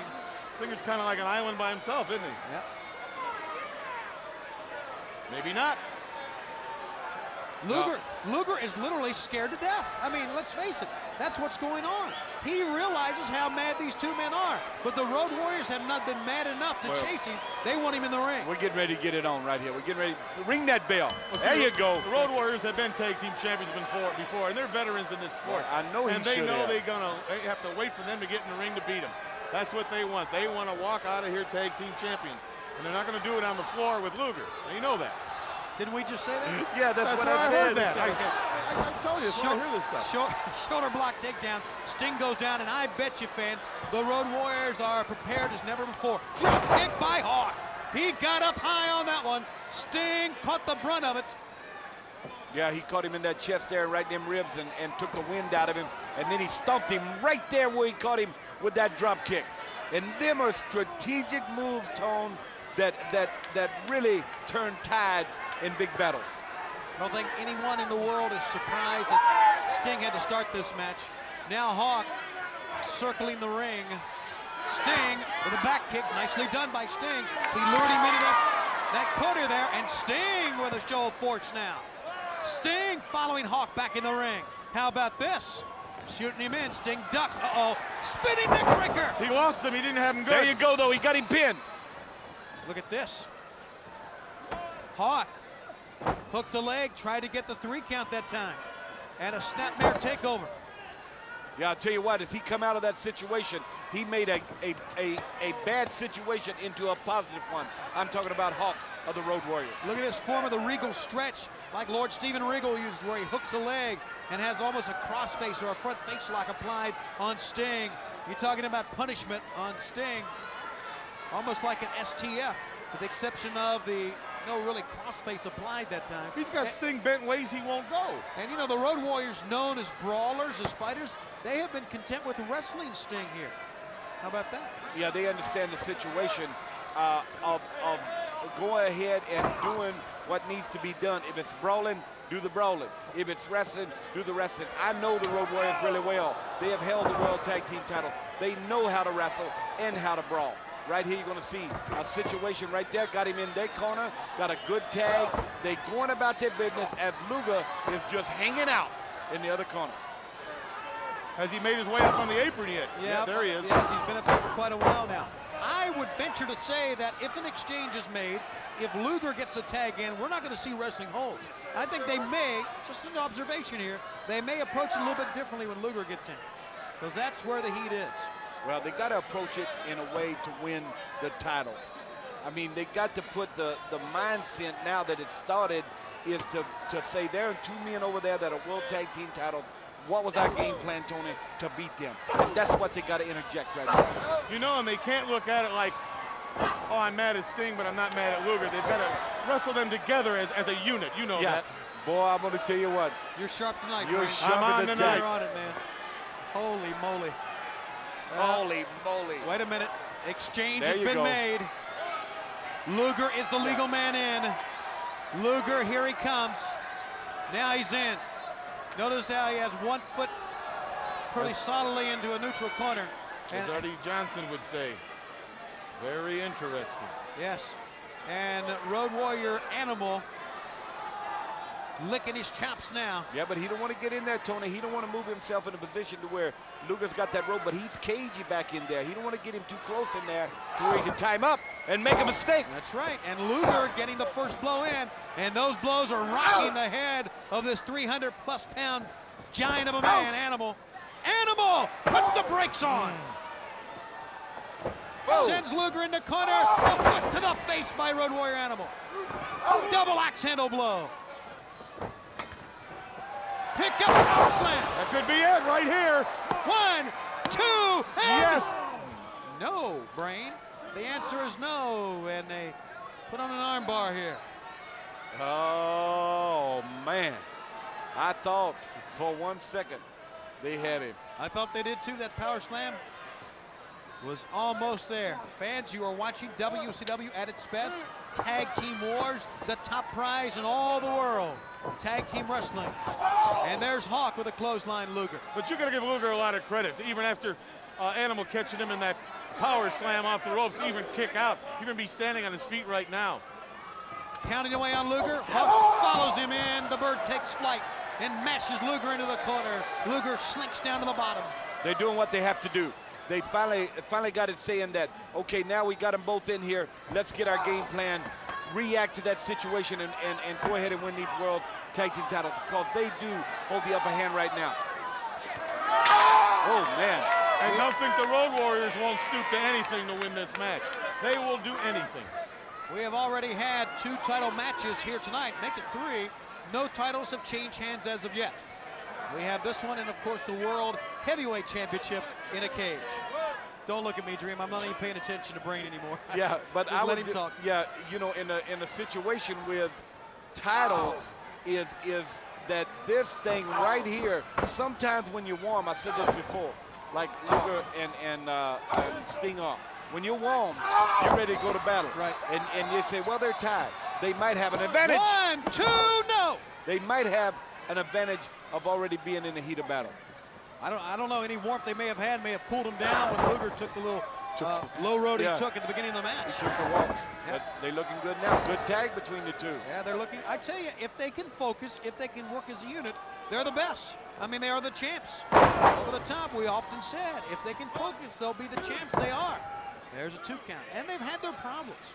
It was on Saturday night, as we said. Here's another cover in a 1 count. As we said before. And it happened just this past Saturday before they went to the ring in the locker room. Sting said, here, if you could do it like this, take the belt, leave me alone. You know what, Bobby, you know, but you can smell, not taken away from this match, but you can smell the anticipation of this cage that is getting ready to drop here in just a little while, and half injured, if you will. Take a look, there's a cage right up there. You see it up there high in the arena. Right there, going to drop as Hulkamania with that bad eye, with that big heart, and all the Hulkamania's watching, steps in there against the giant in the Nature Boy Ric Flair. Hooks it up with the Macho Man Randy Savage. Got him! Oh! was unintentional, but boy, was it effective. What was unintentional? That headbutt. He hit the ropes and he fell forward, and just so happened he hit low blow. Caught him again. Luger once in Oh, bad. yeah, Luger. Eyes ablaze, and Luger, boy, is he an opportunistic wrestler or what? He's running rampant right now. What's he gonna do? Try to end it? Dump him over the top rope? That would be just like Luger. Look at the strength of this man. Yeah, you're not kidding, buddy. 305 pounds up and down. Well, he dropped him back on the injured part of his limbs, if you will, and concentrating there on getting him in a position to take the wind out of him right there in your belly where it start hurting and stuff. Yeah. And that's what he's doing, kicking him in that belly. This has been an incredible telecast. Good to have you with us wherever you are across the United States, Canada, or overseas, watching our telecast, maybe in Mexico, on pay-per-view. It's been a wild one. And it's going to get wilder tomorrow night on Nitro. Yeah, it's going to get wilder here in a few moments. They lower the cage. Now, Sting in with Animal, sending Animal in. I think the test of will his back stand up or not has been passed by Animal. Yeah, momentum switch now. They got an opportunity here. Sting lays him out, prone. Sting is going up top. The man can really leap, as we've seen before. Look how far over he goes, but the knees were there. Sting wasted too much time, and he paid for it. Boy, he's in a lot of pain, Bobby.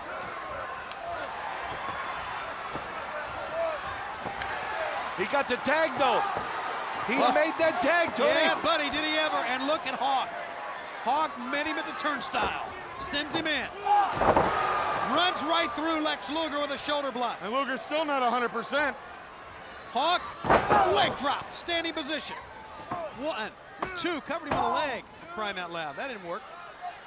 And again. Man, I tell you, we say every week, this is where the big boys play. This is not where the big boys play. This is where the big boys knock upon each other's head. I'm going to tell you what, and you know, so much punishment has been dished out back and forth in this thing. You throw everything else out the window that happened prior to this with these two teams right here, and this thing could go either way. I mean, it's right there. It's hinging in the balance. It's hanging in the balance. The outcome is hinging in the balance. You know, you look at the Road Warriors and you look at the team of Sting and Luger, it could go anyway. It could go either way. Which is probably what you call hinging in the balance, Bray. What'd you say? I was hanging in the Got balance. him. Sleeper. Got the sleeper. Hold on. Jawbreaker. And he made the tag to Sting. It was a wise tag by Luger. And Sting is in. Neither team has really gotten the opportunity to wear the other team down. No, you're right. They've been doing a lot of tags in and out.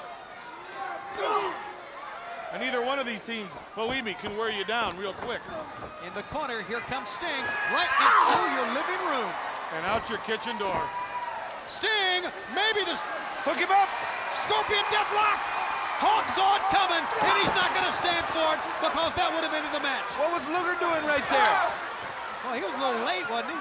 Boy, I'm telling you, what was he doing? Well, he was still shaking the cobwebs loose. I have no idea, but as a result, Sting is being, as Dusty would say, ragtag here. Well, he's hurt too. No, it's not easy having a title match against Harlem Heat and going back to the dressing room and licking your wounds and coming back out here knowing you got to face the Road Warriors who are fresh. It's not easy. That's got to mentally do a number on you too. We made that point about 8 o'clock tonight. Well, for the humanoids that have a bad retention span, I'll just tell them again. I may tell them again in a little while. Who knows? I'll tell you what, this sellout crowd has really reacted to this situation right here. I mean, we packed this building right here in St. Pete for Super Brawl number 6, anxiously anticipating them 2 big cage matches, and what a battle we got going on right here. Every time Sting makes an offensive move, he gets cut off. Sting, if you'll remember, he rolls up Hawk. 1.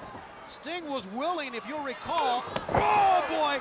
That's as big a clothesline as you'll find in this sport. Sting was willing, more than willing, to give these guys a title shot. He has no ill will towards the Road Warriors. This is just competition.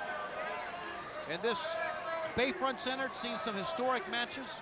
They've seen some wild events here tonight, and they're still going to see 2 cage matches still to come in this telecast. Look at the arms on Animal. And look at his head where he was hit by that car. You can see the tire marks. Well, What? I'll tell you what, He's come back in tremendous shape when they put this thing back together. They have it less like riding a horse. You never get none used to riding a horse or a bicycle. And they were tag partners for so long. After being away, they have come back in great shape right here. And I say an opportunity to become world's tag team champions. Into the midsection. Lex Luger seizing the opportunity again, but Sting being beaten around as well. Well, Luger's just going to town now on Animal. Whoa, that stopped that. And Hawk right into the head of Luger. This is as physical of a World Tag Team title match as we've ever seen, Brain. Dusty, I think you agree. These four men are just beating each other up. Well, they know what's at stake. The prestige tag team title right here at WCW with a Big Boss play. Right, Bob? And there's also a lot at stake here. Oh, my goodness.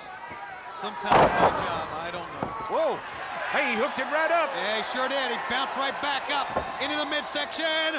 It's Animal hooking Sting. Got him down. It's reached the point now where they can't hurt each other. They're just going to fight it out. Wow, and a drop kick. The big guy really got up on that one. Boy, and Sting come right back up at him, too.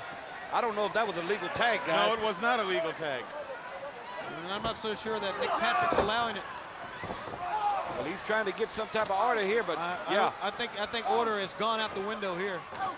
Well, we've seen that happen tonight on numerous occasions. Look, Sting is down and they want to beat on Luger. Well, Luger trying to get away right here. Well, the Road Warriors got to realize they've got to beat the legal man. Wow. They've got to win the match in the ring.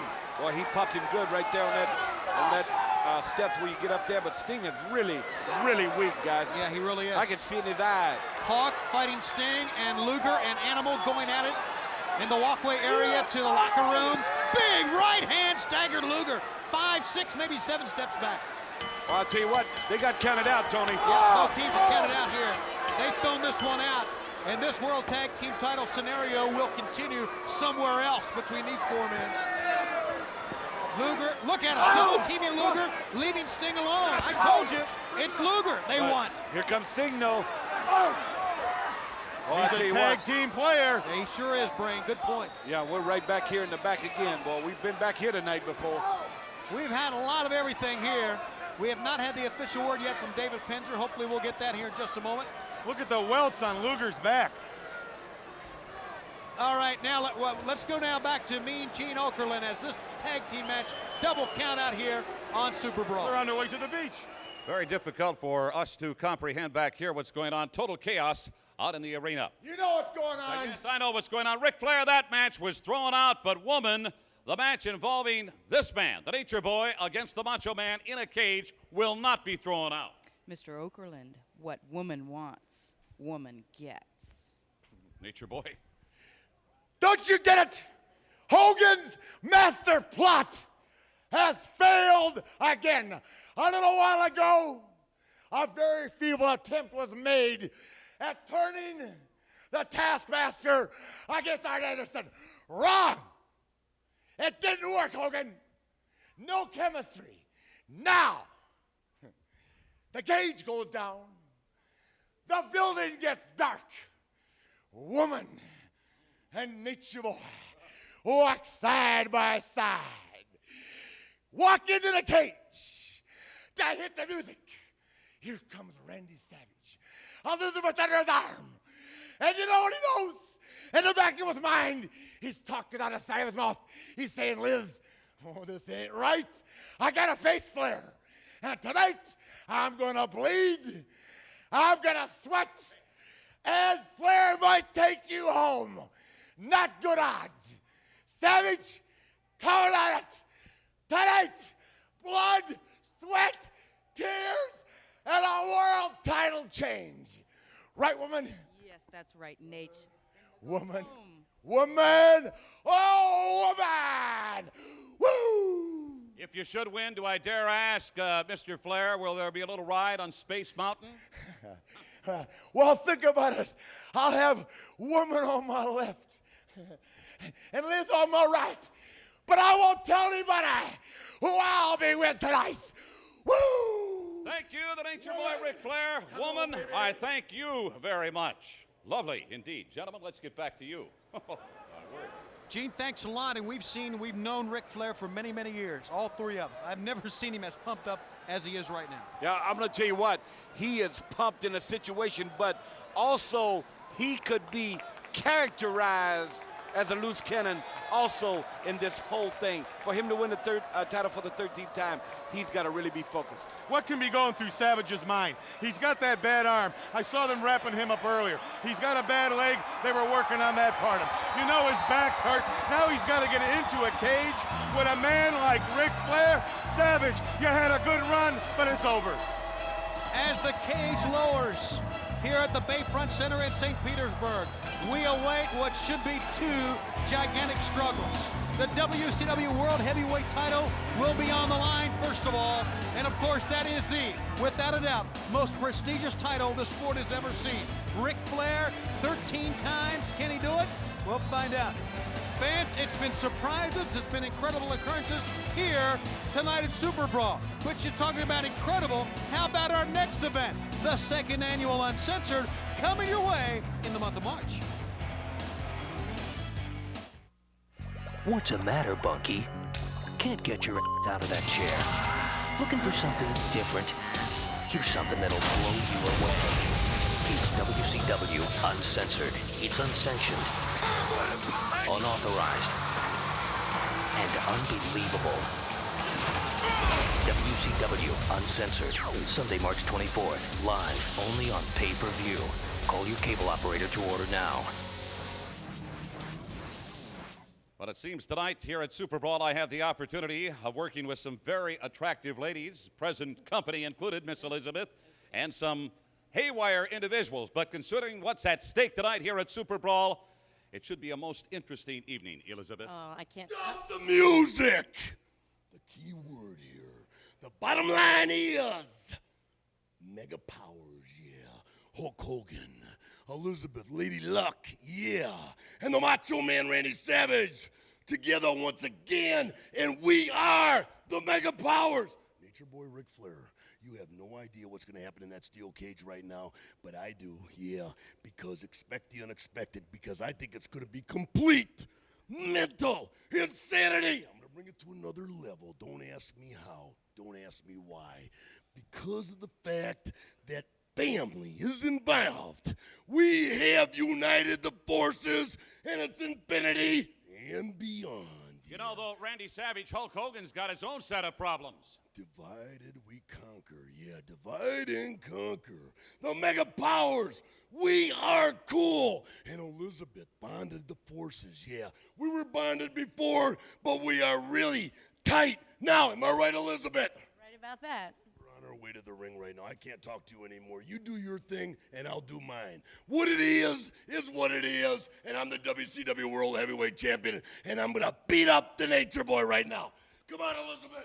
I'm telling you what, gentlemen, these two men, I've just talked to them here the last 5 minutes, the Nature Boy Ric Flair and the Macho Man Randy Savage, are walking that fine racer's edge. These two guys are absolutely, as Dusty Rhodes and Bobby Heenan said, they are pumped sky high. Get ready for virtually anything. Perhaps anything will happen in the ring inside a steel cage.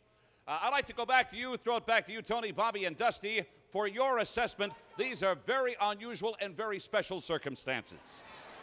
Well, Gene, I would agree. You know, he says he's not talking about a title match dream. He says, I'm going to the ring, I'm going to beat up Ric Flair. Yeah, but whenever you strap that goal around your waist, Mega Powers as they are, whenever you get that thing ready for a situation to go into a classic confrontation, your thoughts are on retaining that. But with Randy Savage and the Macho Man family involved, I believe this is going to really be another unexpected event right here in this big cage for the world's title. Would you agree with that? Well, of course I'd agree with that. But Savage has to be a man who's totally lost.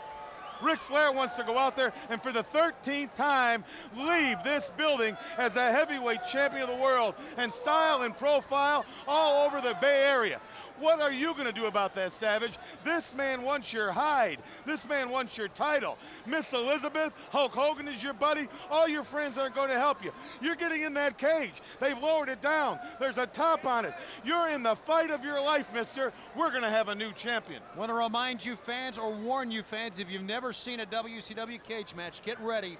It's the grudge match at its height, and it's for the World Heavyweight title. With that, we go now to Michael Buffer.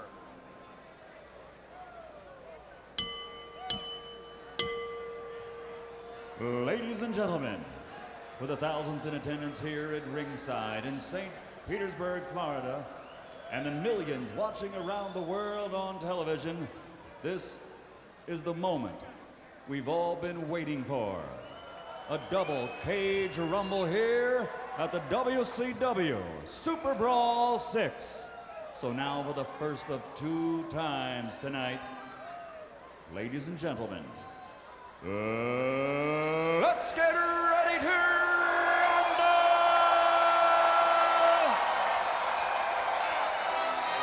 This is for the WCW Heavyweight Championship of the World.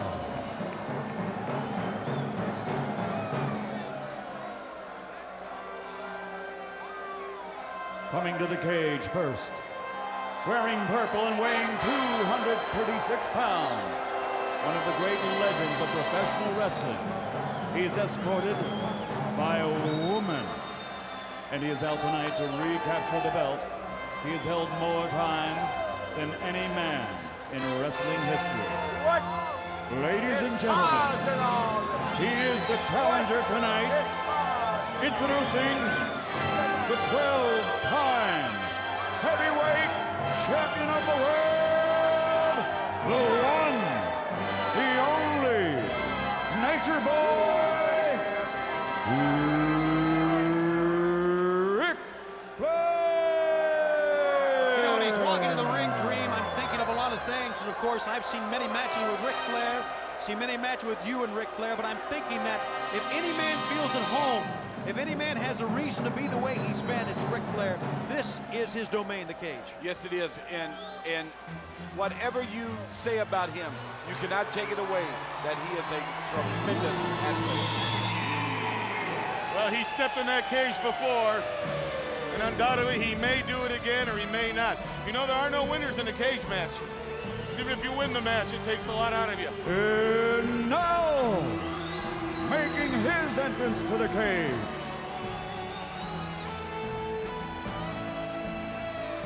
the man who currently holds the WCW World Heavyweight title belt,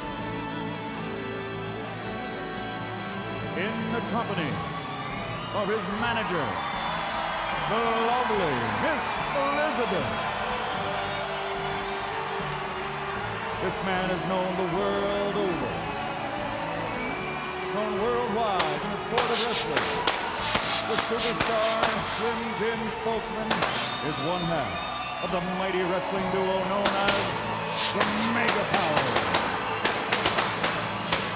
Ladies and gentlemen, weighing 239 pounds, wearing blue and yellow, presenting the 2-time WCW Heavyweight Champion of the World, Randy Macho Man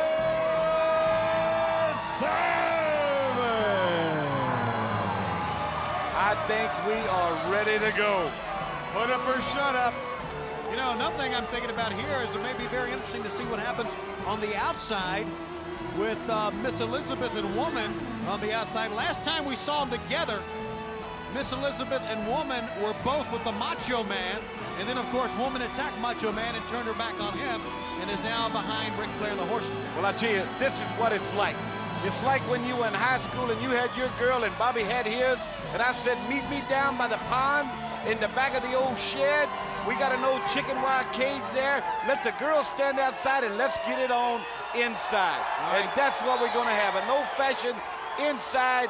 That's where we want to keep it. That's why the cage is there. Well, being from Beverly Hills, I never took the girls to the chicken coop or any place with chain link fence, and I didn't fight for anything. I hired people to do it. All right. Woman was trying to calm Ric Flair down, as you saw right there, keeping focused on the job at hand, and that is to win the world title for the 13th time. Well, the Macho Man Randy Savage, the Nature Boy Ric Flair for the WCW World Heavyweight title, as always, with a world title bout. It'll be 60 minutes in the cage. And, of course, if need be, we will stay here with it as long as it takes tonight for this one to get done. You know, there's rumor out that Cindy Crawford, the fashion model, has been copying her makeup and dress after woman. She's a beautiful woman. Well, she is. And a treacherous woman. Yes, she is. But then again, she's a woman. As soon as they close that door, it's going to be bedlam for the World Heavyweight title. Flair playing some mind games here, Dream. Yeah, you made that point, Tony, that the situation that Flair's in his domain, and he wants this thing to start on his own terms. The Macho Man doesn't want any part of that, and Nature Boy will take as much time as he has to get this thing right, this setting right for him. Before I gotta hurt him real bad, send him home in a basket, baby. I'm gonna give you one last chance. Walk over here and kiss a real man, baby. He's talking to Elizabeth. Yeah. But that's more important things at hand here. He needs to get in that ring and get it on. Elizabeth. To the winners go the spoils, right? She is a lady. Yes, Make no mistake about it. Does that mean no? Yeah, that means no. Elizabeth, who guided the... No, that's a no. Who guided the Mega Powers again. Boy, there ain't a blemish on her face. She looks good. Except all that thick red lipstick, she looks like Ronald McDonald. Oh, would you stop? Stop it. Can you imagine with Woman and Elizabeth and the Diamond Doll Kimberly and Medusa? My goodness. Yeah, we need to close this door and get on with this thing. Flair being very, very calm. See, but he knows Savage has a temper. He is pushing his buttons is what he's doing. He's making Savage wait. Savage doesn't want to wait. Savage wants to fight. Savage is up on that top rope. He wants him to come in that door. Look at him. He don't know what to make of this. Flair is playing with him. The Macho Man Randy Savage, the WCW Heavyweight Champion of the World, won it on WCW Monday Nitro back on the 22nd of the month of January, live from Caesars Palace in Las Vegas. His second title reign. Two men, though, it's more than just the world title. It goes back last year to Slamboree in this very arena, in this very building, when Angelo Poffo, father of the Macho Man Randy Savage, had been inducted into the Hall of Fame, tried to pull Flair off of Macho Man, and then the elder Poffo was hammered by Flair. Macho Man never forgot about it. Chased Flair out into a street later on in a world title match in the limo. It was a devastating night for the Poffo family, and I guarantee it's going through his mind right now as finally this cage door will close, and we are now finally underway. Here we go. Gentlemen, start your engines. Yes, grabs the nose, gouges the eyes of Ric Flair. Look at him holding on to Flair. Oh, and he's pounding away. This is going to be a fight for the world title. Flair and the Macho Man. Animosity. He's got Flair hooked. He won't let go, but Flair rebounds. Yeah, he laid him there. He laced him, baby. Hey, look at Savage. He's coming. He's coming. My goodness, what a fight. And we're only 30 seconds into it. Lateral press. And the referee shutting the door. How about that one?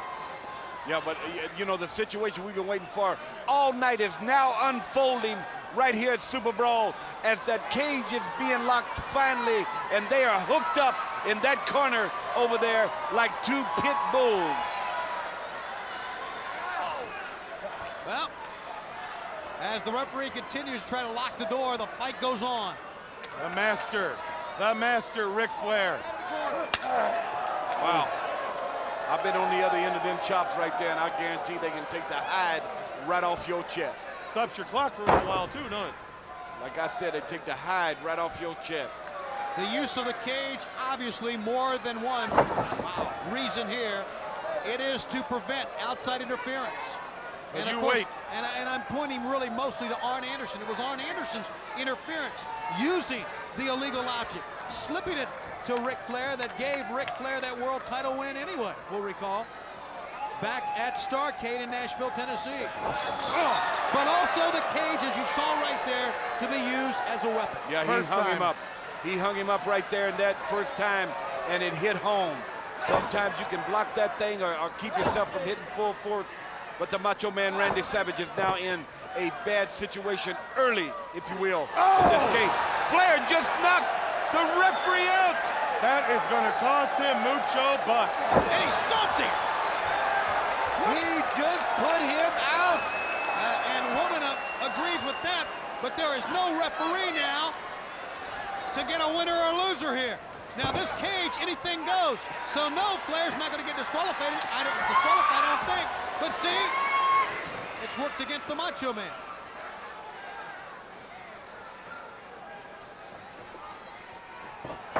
In the corner, the referee is up. Give Randy Eller a lot of credit. I think Randy Eller's got a bloody nose here. Yeah, and he's still a little dipsy-doozy, if you know what I'm talking about. Now the Macho Man trying to mount some offense right here. 1, 2. Come on, ref. Really close right there. That was a fast count. Listen, it's amazing the referee's even in this thing. He got decked. Well, if you can't take it, he shouldn't be in there. Take a hike. The confines of this steel cage. And what is going to go down is one of the wildest, most bizarre, most surprising and incredible nights in WCW history. And yes, we're still not finished. Yes, it is.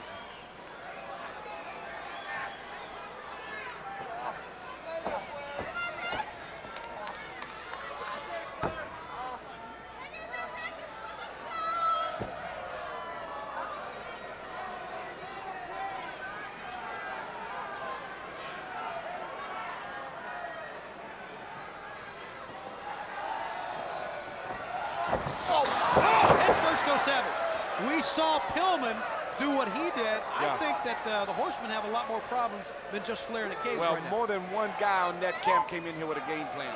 Nature Boy sit down like a big businessman at a big business meeting with the Horsemen and say, this is what we're going to do to bring this thing back home for the 13th time. And right now, the Macho Man Randy Savage is on the receiving end of the Nature Boy's Ric Flair fury. Well, Savage has been busted up for the last couple months. I mean, the man has been in WCW here for less than 2 years and already has held the World Championship twice. He's already had his body rattled by the Giant. He's already had Flair do a number on him. He's had Luger do a number on him. And he's still heavyweight champion of the world. Now he's in a cage with that man, Ric Flair. Things don't look good for Mr. Savage. You can have 150 Elizabeths at ringside. It's not going to help him. Yeah, he's been here for maybe a couple years, Tony, and his arm's been hurt and he's been ragtagged for that long. And he's been in a situation hurt most of the time, but still got the world title twice. All right. I just said that, didn't I? I don't know. He always says what I say. And wow! The hardest hitter in the sport, Ric Flair. You can hear it, you can feel it, and you know the Macho Man does. You know, I think of the great cage matches Flair's had. I think of the match he had against Hulk Hogan in Detroit back Halloween Havoc in 1994. Here's the whip into the far side. Missed the elbow, but he didn't that time, buddy. He planted the Macho Man with an elbow, and the world champion just rolls around in the ring trying to get up. Yeah, and Flair never gets in a hurry once he gets in a situation like this. When he goes ahead and sticks to what he's doing and gets him X's and O's crossed and he knows what he's doing, there's no hurry about him. Only when you get him in a situation where you get him out of his game plan is he vulnerable to be taken. To get in this position, to where you're in a cage, to where you're going after the most prestigious title the world has to offer in our sport, you got to have a lot of things going for it. Determination, but a tremendous amount of talent as well. And you're seeing two of the most talented men this sport's ever seen. Now you can interrupt me, Bobby. Go ahead. Talking to me? Nah, forget it. Yeah, Savage is in a, you know, even though we say Savage is in a situation where he's hurt or he's down, we have seen him pop back so quick and so unexpected and regain that title second time. Look, there he, look, Right how about there. that? He popped right up again. You're exactly right. Out You of the called it, mouth Greg. of babes. There he goes. The Macho Man with a show of force. He Gonna beat him puts with his own on hold. the figure four. Hook it in. Can he get it? Yes, he can. He's got it. Oh no, the disgrace to be beat with your own hold in a cage match for the title.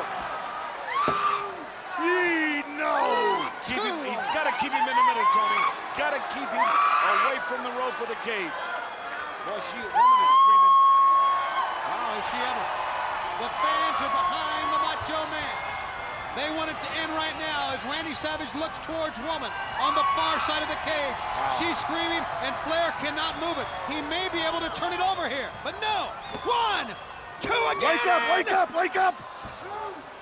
Well, I'm gonna tell you what, that was awful close right there. Well, you can be caught napping very easily. Yep. A lot of pressure put on that leg and a lot of pain on the Nature Boy Ric Flair's leg. Usually him in that position, dishing the pain out. And the Macho Man now has turned this situation into his favor. Well, you're right, this is good for the Macho Man because he's taken away one of the offensive weapons of Flair. Flair's legs are gonna be weak, and Flair's legs are gonna be hurting. He won't be able to apply that figure 4 like he'd like to. Randy Eller kicking the leg. Remember, it's a cage. Anything goes. Forget about it. He doesn't have to call for the break. Randy Eller doing his job right in there with him. Boy, Flair's taking a lot of punishment on that knee, I guarantee you. That will really, really help the Macho Man right here if he doesn't get the win right there. Pop to his feet. And he kicked him right in the head. In the face. Right in the mush. How about that? He popped right out of the figure 4 and give Flair a lot of credit. How many men could stay in a figure 4 that long? Not many, Dream. Boy, he caught him across the bridge of the nose with that chop right there, too. Blocked. Right hand. Down goes Flair. Savage covers it up. He got 2. Oh, that was close again. Boy, they're dealing on each other. You couldn't have got a paint job And in this, that count. this is the first of the 2 cages right here. We know Hulkamania waiting in the wings, my friend, with the Giant. But look here now. Macho Man maybe going up to the top. Tony Schiavone may be up to the top. No! The top! The Macho Man! Walking amongst the Giants. Oh, he caught one! Flair waiting on him. Flair let him climb to the top. Flair suckered him in. Flair waited and waited. There's your heavyweight champion of the world. Flat on his belly, sucking up air. And there's Ric Flair in command right now. Oh, give me a break. I'd like to around the hip. I'm telling you. Easy. Both of Wow. you easy. Now, Savage, prone, Flair goes after him here. This is what it's all about, fans. This is why you take high risk. This is why you give it your all for the World Heavyweight Championship that Flair desperately wants for a 13th time in his career. And he's got Savage up. One of the patented Flair moves to hold you high for that suplex.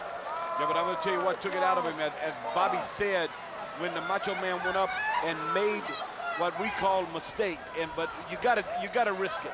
You gotta go for it. 1, 2, no. You gotta go for it and get yourself, give 2 again. Give yourself an opportunity to win, and that's what he did. Now the Nature Boy. Here we go, a 3rd in a row, and no, sir.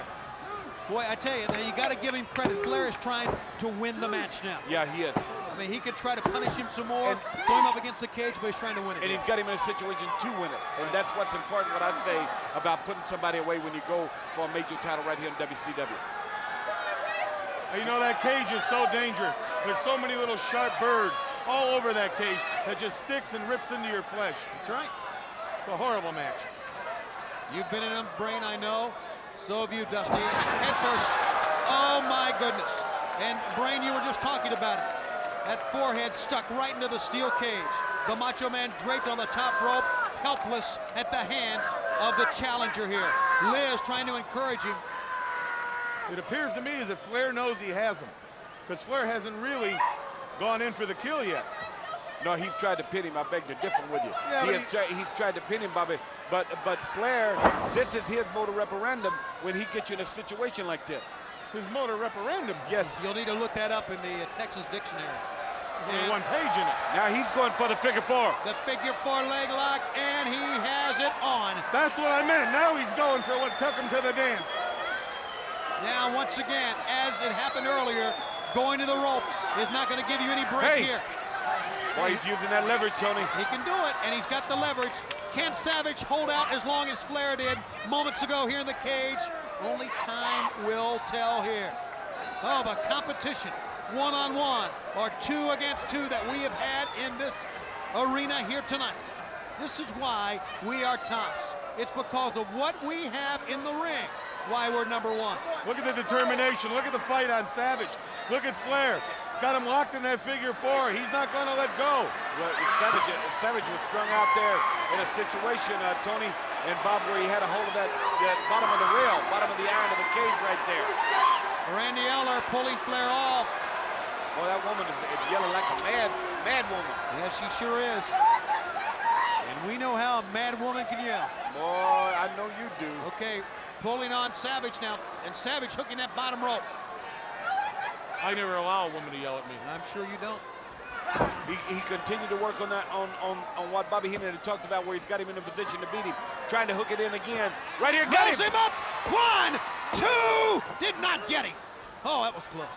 That's how quickly things can change. The match is hurt. The match is hurt. Yeah, Have you noticed one thing about Macho Man in this match? He's made some effort to fight back, but he's never really had control of the situation. He's lucky to be in there. He's lucky to still be in there. That chop by Flair seemed to get Macho back into it. Look at that, kind of a wake-up call there. Boy, he's firing back on him, though. He's really giving it a try. There you go. Flair goes head first. There you go. There you go. Ric Flair went head first to the cage. And there's that big steel bar right in the middle of that cage, That's right. too. Here he goes again. Right to the noggin. You won't think straight for about a week after this. Yeah, now he's gonna make him eat it. No. It's gonna look like Okerlund when he's done. Oh, it's like making coleslaw. Somebody need to put a Karkin woman. I guarantee you, she is screaming out there. I mean, hey, it's two completely different styles. Woman has been screaming. Elizabeth has just been calmly, ladylike, she's encouraging steady, the Macho Man. She's steady in what she's seeing right here. That's right. And the Macho Man is really taking heat on this. Where Bobby made a good point, where there wasn't a lot of offense by him, just a lot of fight back. And now he's turned this thing around. Now he's turning it around. Flair ahead, goes hard into the cage. Oh my! I believe he's got him lacerated right here. I believe he's cut. You're That's right. what you need. You need to work on it. Continue on it. Pound it. And the Macho Man giving it all he's got. You better get the meat wagon. Flair is cut. He's hurting, and the Macho Man is going for it. Look at him. He's looking at the forehead, measuring where he got cut on the forehead. Yeah, trying to pounding away. And he would hopefully, you see just what happened there. Flair turned it around. That cut was down in that eye somewhere, where that would get down in a situation where he couldn't see. But right here, they both look like they tipped it like Fandango. Oh, it was last call for Ric Flair, face first. Get up, though. He's getting to his feet. He's going upstairs to the 3rd floor. He is leaving. This may be Tampa, but it's moon over Miami right now. Flair trying. Oh! Well, I'll tell you what, he's shining on one end. I know that. I'm gonna tell you what, that's the moon over Tampa Bay right there. Oh, we have now Somebody seen reached it all. out. Yes, we have seen it all. This place has gone crazy. 1, 2, it is not over. No, not yet. Don't ring that bell, it's not over, he said 2. We are where the big boys play, my friend. We got a lot more of Ric Flair to see. I hope not. Well, we ain't seen his better parts. Oh! I'm going to remember this night for a long time. Wow. Man, I've seen Flair happy, but I've never seen him grin like that. Wow, here he goes. Flair stalking Savage. I guess that's what he's doing. Ahead of steam. Flair. He's getting ready. And a chokehold. Well, what a grueling confrontation, and we have seen it all. Man. But I will go back to that point. The Nature Boy seems to be in control of the situation. He is definitely in control. Now he's gonna depart. I have no idea what he's trying to do here. Well, he's trying to get up to the top. Oh! For y'all that didn't see it on the other side. Here's a little something for you. Well, take another picture. Yes, sirree, boys. Very rarely am I speechless, but I am. Somebody call a law. I hope Lois ain't watching this. Tony, you got to get yourself back in this situation here.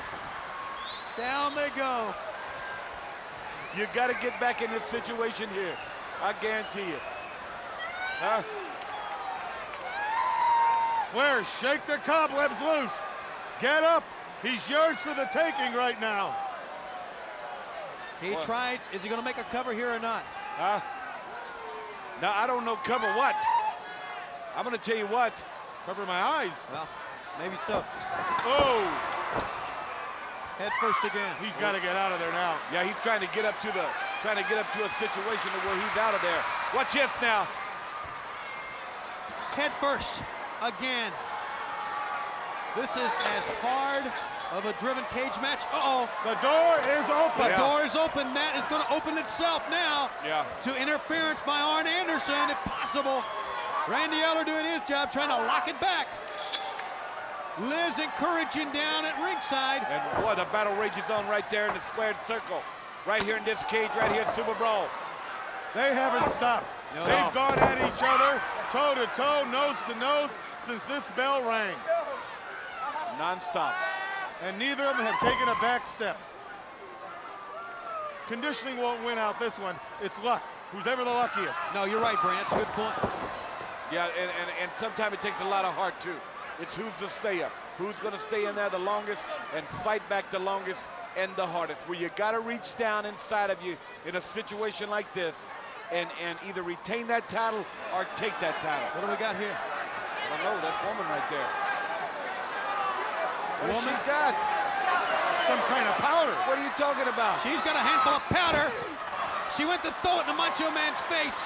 But he like rat poison or something. He dropped low. Man. Oh, is he lucky on that Did she get him with it? There, what's Liz doing here? She's handing her shoe to Ric Flair. She handed her shoe to Flair, and Flair. I don't believe this. She handed the shoe to Flair. Macho Man rolls him up. Flair's pinned. 1, 2. No, he's got Liz's shoe. He nailed it. I can't believe it. And he comes. 1, 2, 3. Ric Flair wins. Ric Flair wins. Keep your eye on Elizabeth. Yes. Keep your eye on Elizabeth. Somebody needs to keep a look there. Get a camera on Elizabeth right now. What a twist of fate that was. What has happened here? Elizabeth has turned on Randy Savage. And she's tearing. Yes. There's the shoe. And she's ecstatic. And now she's with woman. This is unbelievable. We are absolutely dumbfounded here that Elizabeth has turned on Randy Savage and Hulk Hogan is coming out. Hulk Hogan is coming out. Oh yeah, he's on the run right here.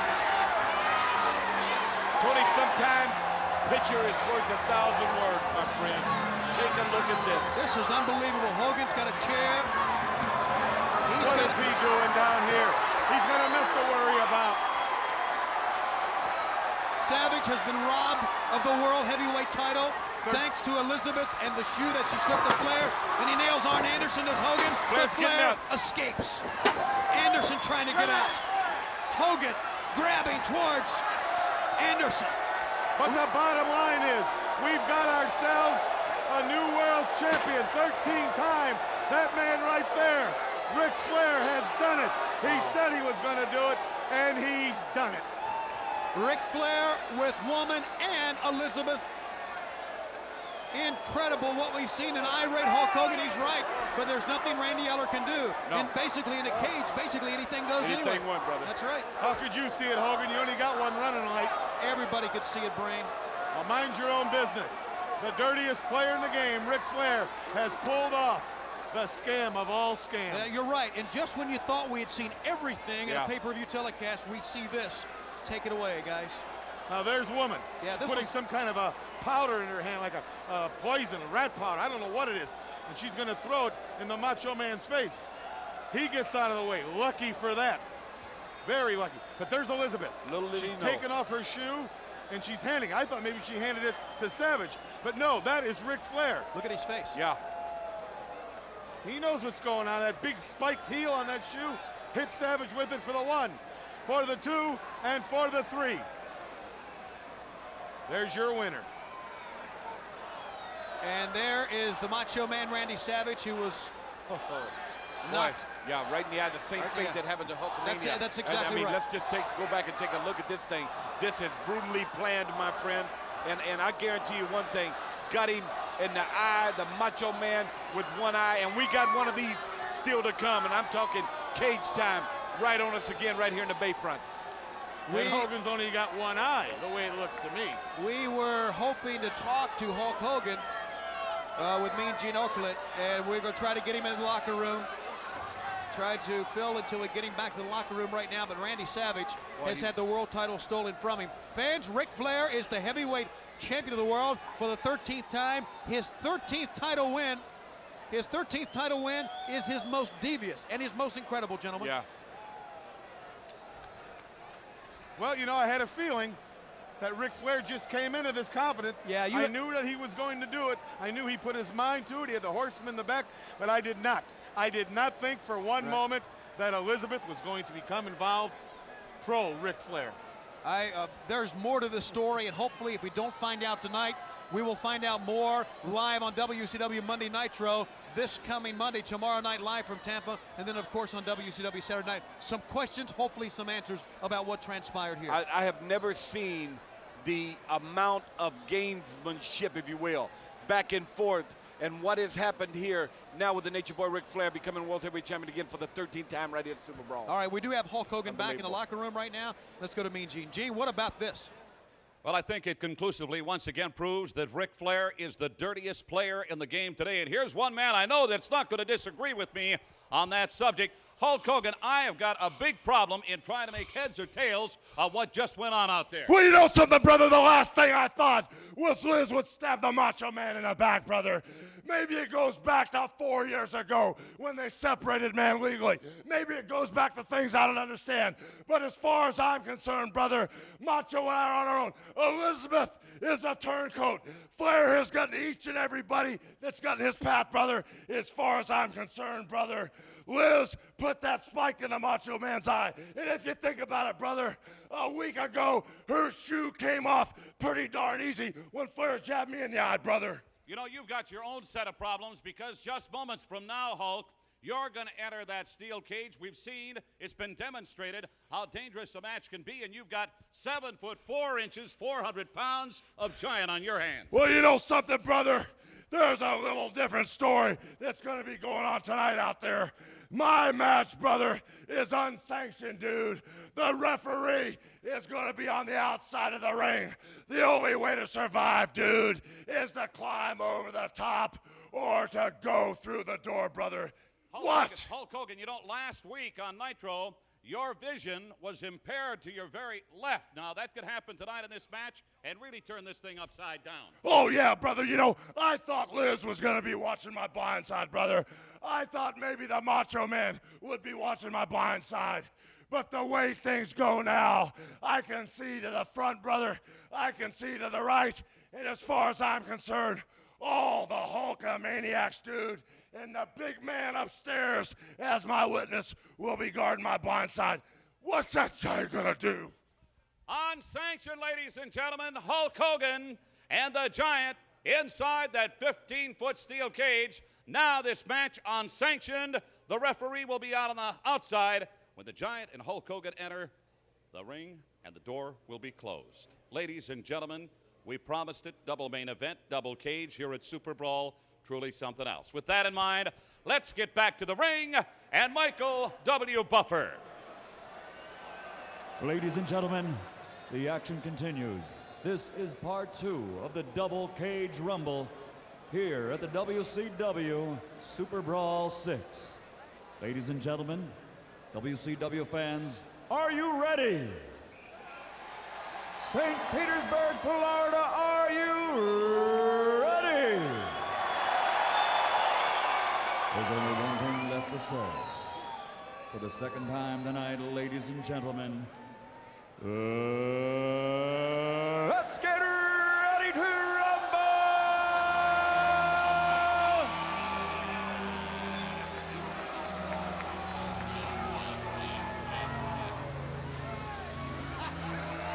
We could be witnessing history. Yep. The end of Hulkamania. Coming to the cage at this time, Don't bet on it. the man who literally returned from the dead last October at WCW's Halloween Havoc. He weighs 460 pounds and stands in at 7 feet 4 inches tall. Tonight he is escorted to the cage by his mentor, the Taskmaster of the Dungeon of Doom, and the mouth of the South, the dapper gentleman Jimmy Hart. Ladies and gentlemen, he is the dynamic dominator of the Dungeon of Doom, the man known as the Giant. As you heard in the interview, it will be basically unsanctioned. Anything goes. The referee on the floor. The way to win is to escape through the door, over the top. Yeah, here we go. You may be hearing this song for the last time. Yeah, keep saying that, Brain. You may make yourself believe it. One And millennium. now coming to the cage, wearing yellow and red, weighing 274.5 pounds, from Venice Beach, California.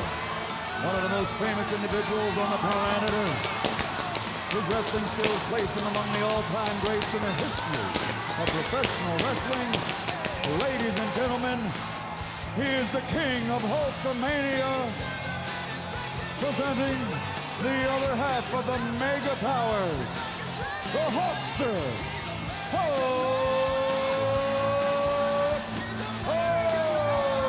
You know, guys, what's dramatically changed about this is that 10 minutes ago, Hogan didn't expect to go to the cage in this mindset.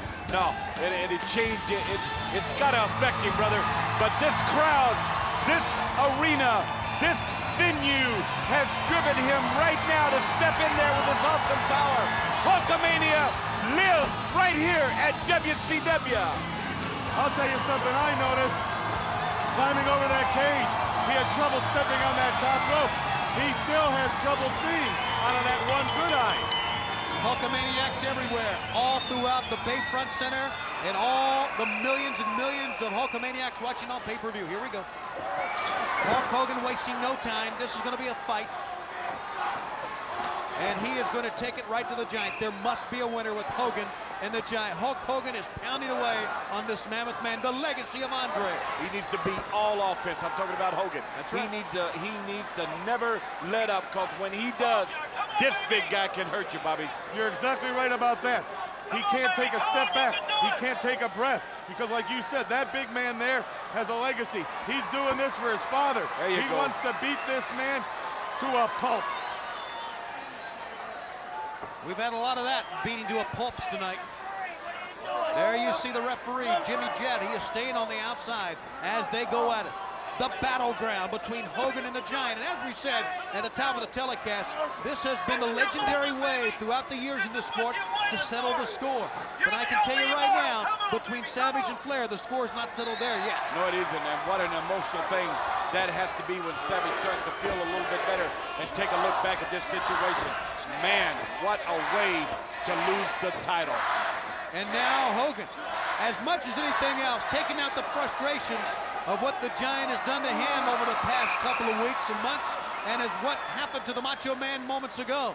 A frustrated, angry Hulk Hogan stepping on the throat of the Giant to try to get out of the cage. Look at the Taskmaster and Jimmy Hart there. Flair said earlier, when he was the mediator with the Taskmaster and Arn Anderson, that we've got to pool our resources to destroy Hulkamania and the Macho Man. And they're halfway there, kind of. It's early yet. Yeah, and I'm going to tell you what, Bobby, the Giant has not seen daylight since this bell's rung. Not since the bell rung. Yeah, it's been great strategy by the Hulkster. And of course, that's one of the reasons he has been the man he's been in this sport. Power. Whoa. Oh, he went for the slam, and that was a mistake. Yeah. Would you think, Dusty, that Hogan holds the advantage here because he's probably been in more cage matches, and I don't think the Giant's ever been in one. Yeah, the Giant, good point, Bobby. The Giant holds the advantage in size, but I'm going to go back to the thing called heart and what Hogan's really fighting for. It ain't about money. It ain't about power, prestige.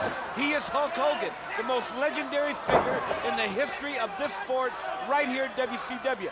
The Giant has to be 20 times bigger than he is, I believe, to beat Hulk Hogan. But what remains to be seen, can Hogan stand up to this power of this young Giant? And what remains to be seen also is the fact that the Dungeon Doom has more than one trick up their sleeve. What? Who doesn't? That's right. Who tonight has not had a trick up their sleeve or in their tights? Well, this Giant here, I know what he's going to do. He is going to systematically wear down Hulk Hogan. This man, the Taskmaster, has been with this man day and night, going over films, re-listening to Hogan's interviews, and just getting this man mentally prepared. But can you ever be mentally prepared to step into a cage? The chant of Hogan gets Hulk back up to his knees, and the Giant just drives him back down. I tell you, the power of Hulkamania, you could hear it and you could feel it, and the Giant cut it smack dab off, Dream. Yeah, he did. And he had such great momentum emotionally coming into that thing with Macho Man. And when he went back to the interview and Hogan come out, he was ready to go. And I thought right then he could put him away. But the Giant it's too big, too powerful. And right now, what all Hogan can do is bite, scratch, and just kick. And that, I mean, any way you can.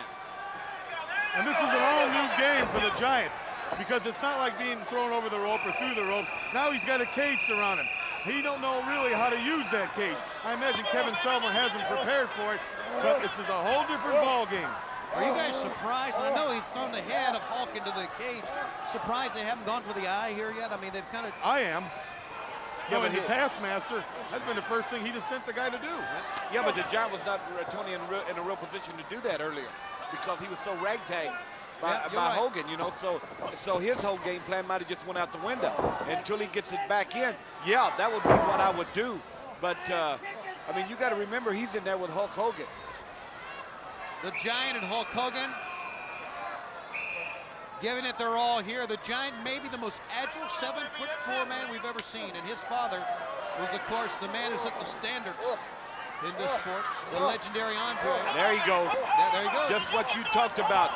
He's a ripping and a pulling now. He yanked off the bandage. Well, the only thing I can suggest is, Hogan, you keep an eye out for the Giant. Oh, that's not funny. Oh, get out of here. You really love it. You delight when Hogan is down. Oh, yes, I do, Mr. Schiavone. Yes, I do. One of Hogan's homes right here in the Tampa Bay area, of course. The man who grew up in Venice Beach, California, lives in Venice Beach, but also has a home in Clearwater, Florida.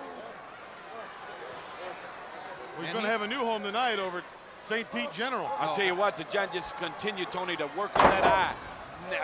And just when Bobby brought it up, and we had seen it not happen, a good point was made. Bobby finally got a check tonight. That's true. He was there, and now he's starting to work on that eye. Coming back, the Giant sure he is. Just gave him a couple of seconds to mount a comeback here, and Hulk popped right up. But watch Hogan. He fuels from the fans. Yes, he does. He gets the humanoids behind him. He gets his blood pumping. He gets his veins opened up, and that's what keeps this man alive. The Giant has to stop this momentum. Can he pick him up? Oh, yeah. He's calling to that power of Hulkamania. Do it, brother.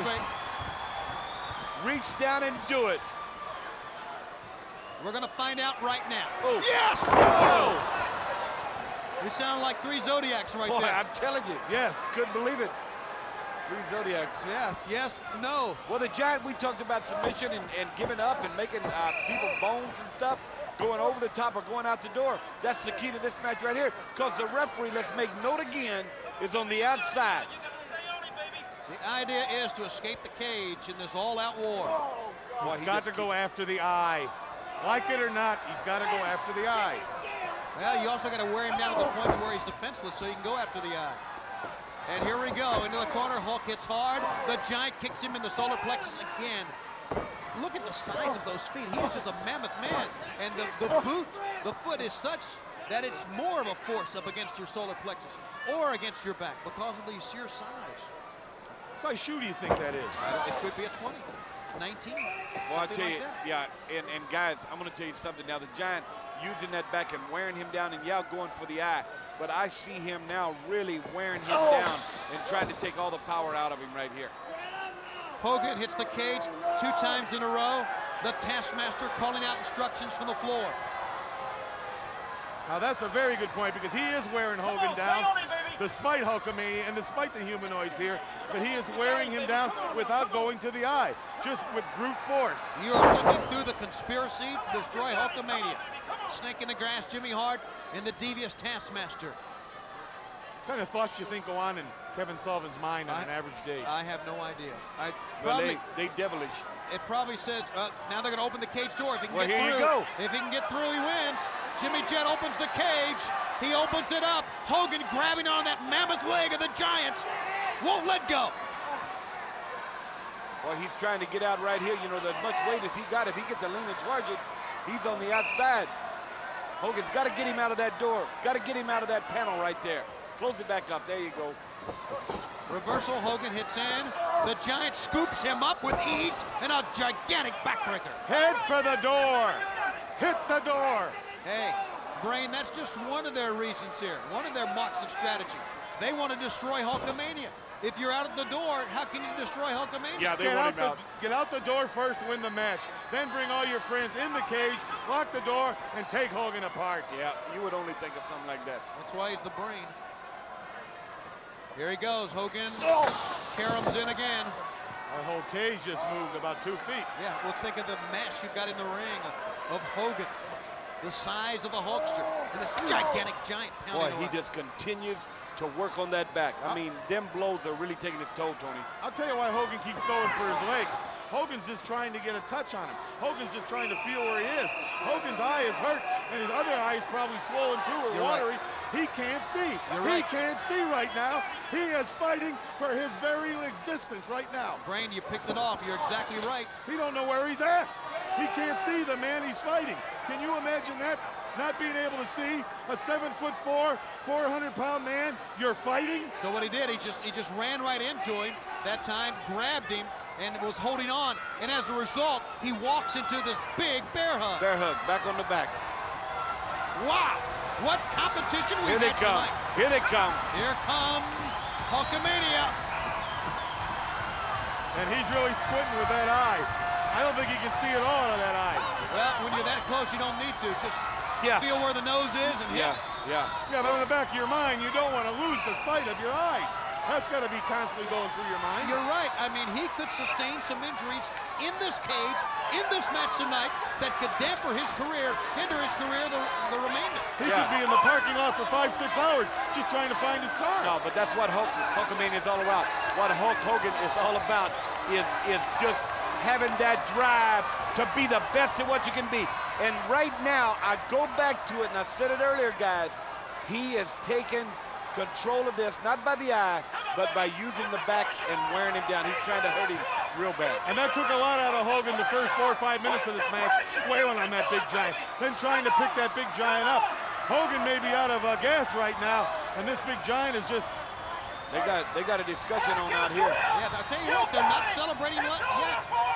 They're determined, a determined look on the Taskmaster's face.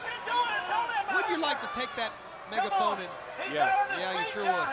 And hit Hogan right between the eyes. No, I would. I don't think most people were thinking on that line. The Taskmaster just said something to Jimmy. He's sending him around the other side of the ring now. Oh, boy. Something's up. You're right. Strategy's starting to play out right here. Even though it's a cage, something's up. Uh-oh. Hogan's trying to come alive. Trying to pull that stake from his heart. Fire on him. Jimmy Hart is taunting the Hulkamaniacs, who are driving the force back to Hulk Hogan, who's pounding his way out of a bear hug. Incredibly. But he's a wounded man. Can't get him off his feet. He ducked a big clothesline. Oh, right man. to the foot. Oh, just too much man there, I tell you. Well, I tell you what, he caught him right in the back again. I guarantee you, there is a strategy here to hurt him and hurt him bad. I still say Hogan cannot see who he's fighting. He hits. He's got him. He's got him and he's hold. Now he picks him up and drives him with a chokehold. I don't think Hogan could get up to keep the Giant from going out. He got him. He got him down. He got him down. This could be it. There was kind of a hitch in it, though. He didn't get that velocity. He didn't get him up 7 feet like he'd like him. Stretch him out. Look at this. Can you believe he got up? Yes, yes. No. Shake it off. Can you believe he came back from the dead? And the Tampa Bay area has come alive. Hulk Hogan is alive. Stop him. Hulkamania is running through him so much, he's just shaking all over. Right hand. Oh, I can't believe this. Ram him in the cage. Whoa, he almost dented the cage. He almost tore the whole side of the cage off.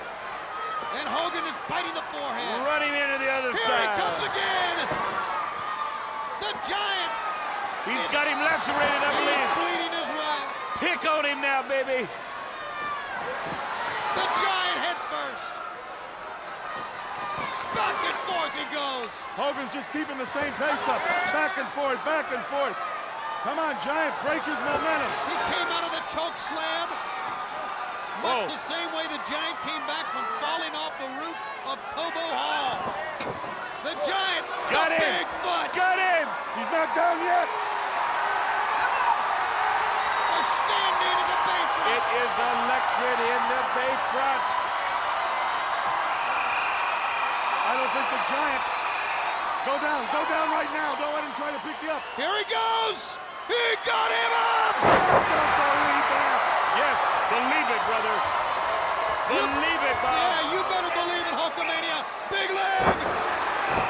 Get out of there now. Give him another one and get out of there. 2 legs. How about another one? He's going for 3. Yeah. 3 legs. Yes. And as we say in Virginia, boys, he ain't getting up. Uh-oh. Yeah. Oh, he is getting up. That sounded like a Virginia statement right there. Boy, did I talk too soon. Well, like everybody else from Virginia, you said something you didn't know what you were talking Here he about. goes. Goodness. Now the Giant's going up there, too. Can you believe he set up? This is incredible. Well, I believe anything after watching this. Oh, and they're fighting on top. They are fighting on top. These are 2 men just giving it every ounce of energy, determination, and desire that they have. The Giant should. There he goes. Brother, he fell like Jack and the Beanstalk. That was like a giant What a sequoia. Hogan. He's going over the fence. He can still pull himself over. If he drops to the floor, it's over. He got it. And he wins. Yes. Watch out. Oh, my goodness. And a chair from the Taskmaster comes crashing down. Oh, yeah. Oh, no. Yes, sirree. He didn't face it. Yes, sirree. Hulkamania. Uh-oh. Hello, Taskmaster. This don't look good. Hello, King. I don't know. You know, Hogan is so courageous, but to get back in the cage, knowing the Giant's still there. You got them both down. But Start beating on. where's the rest of the Legion of Doom? Hey. Where's the Shark? Where's Zodiac? And what about his help? What about the Macho Man? Gouged in the eyes, thanks to Elizabeth. And that turncoat.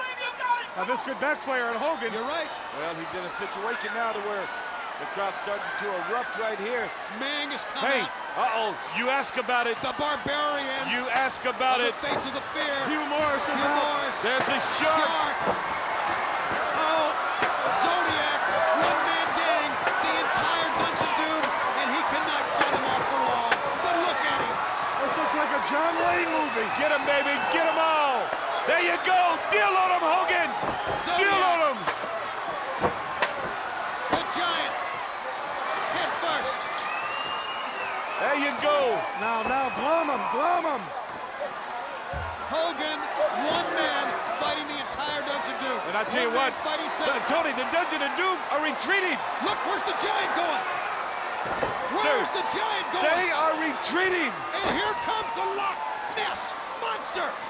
The size of that guy. The Giant is walking back to the locker room. He is gone, and the Loch Ness Monster will make it 8 men to go in to pummel Hulk Hogan. Yeah, but you know what? I tell you what, Tony. He's got him in a situation now with that chair to where he's got him holding him at bay. And that's what he needs to do.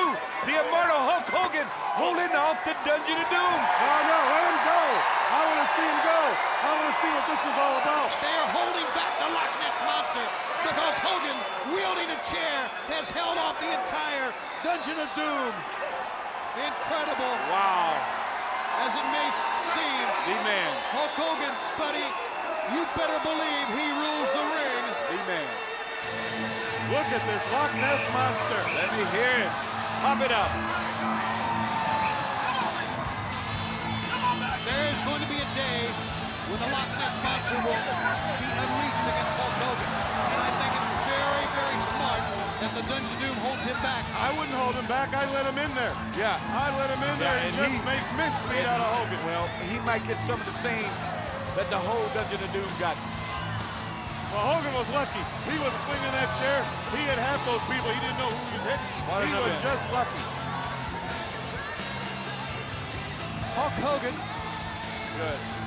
Oh, man, what a good one. Want to remind What you a before good one. time gets away from us that tomorrow night live, TNT WCW Monday Nitro, the debut of Dangerous Devon Storm, the Macho Man Randy Savage, if he can come back from what happened tonight, will be there.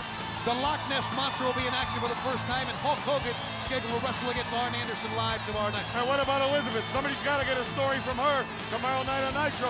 What did she do? What did she do? Interview with our driver, Steve Grissom of WCW Motorsports, and a whole lot more. Well, it's been great. It's unbelievable. It has been great. From the greatest live production team the world has ever known. Yes. And for Bobby the Brain Heenan and Dusty Rhodes, I'm Tony Schiavone. Good night from St. Pete.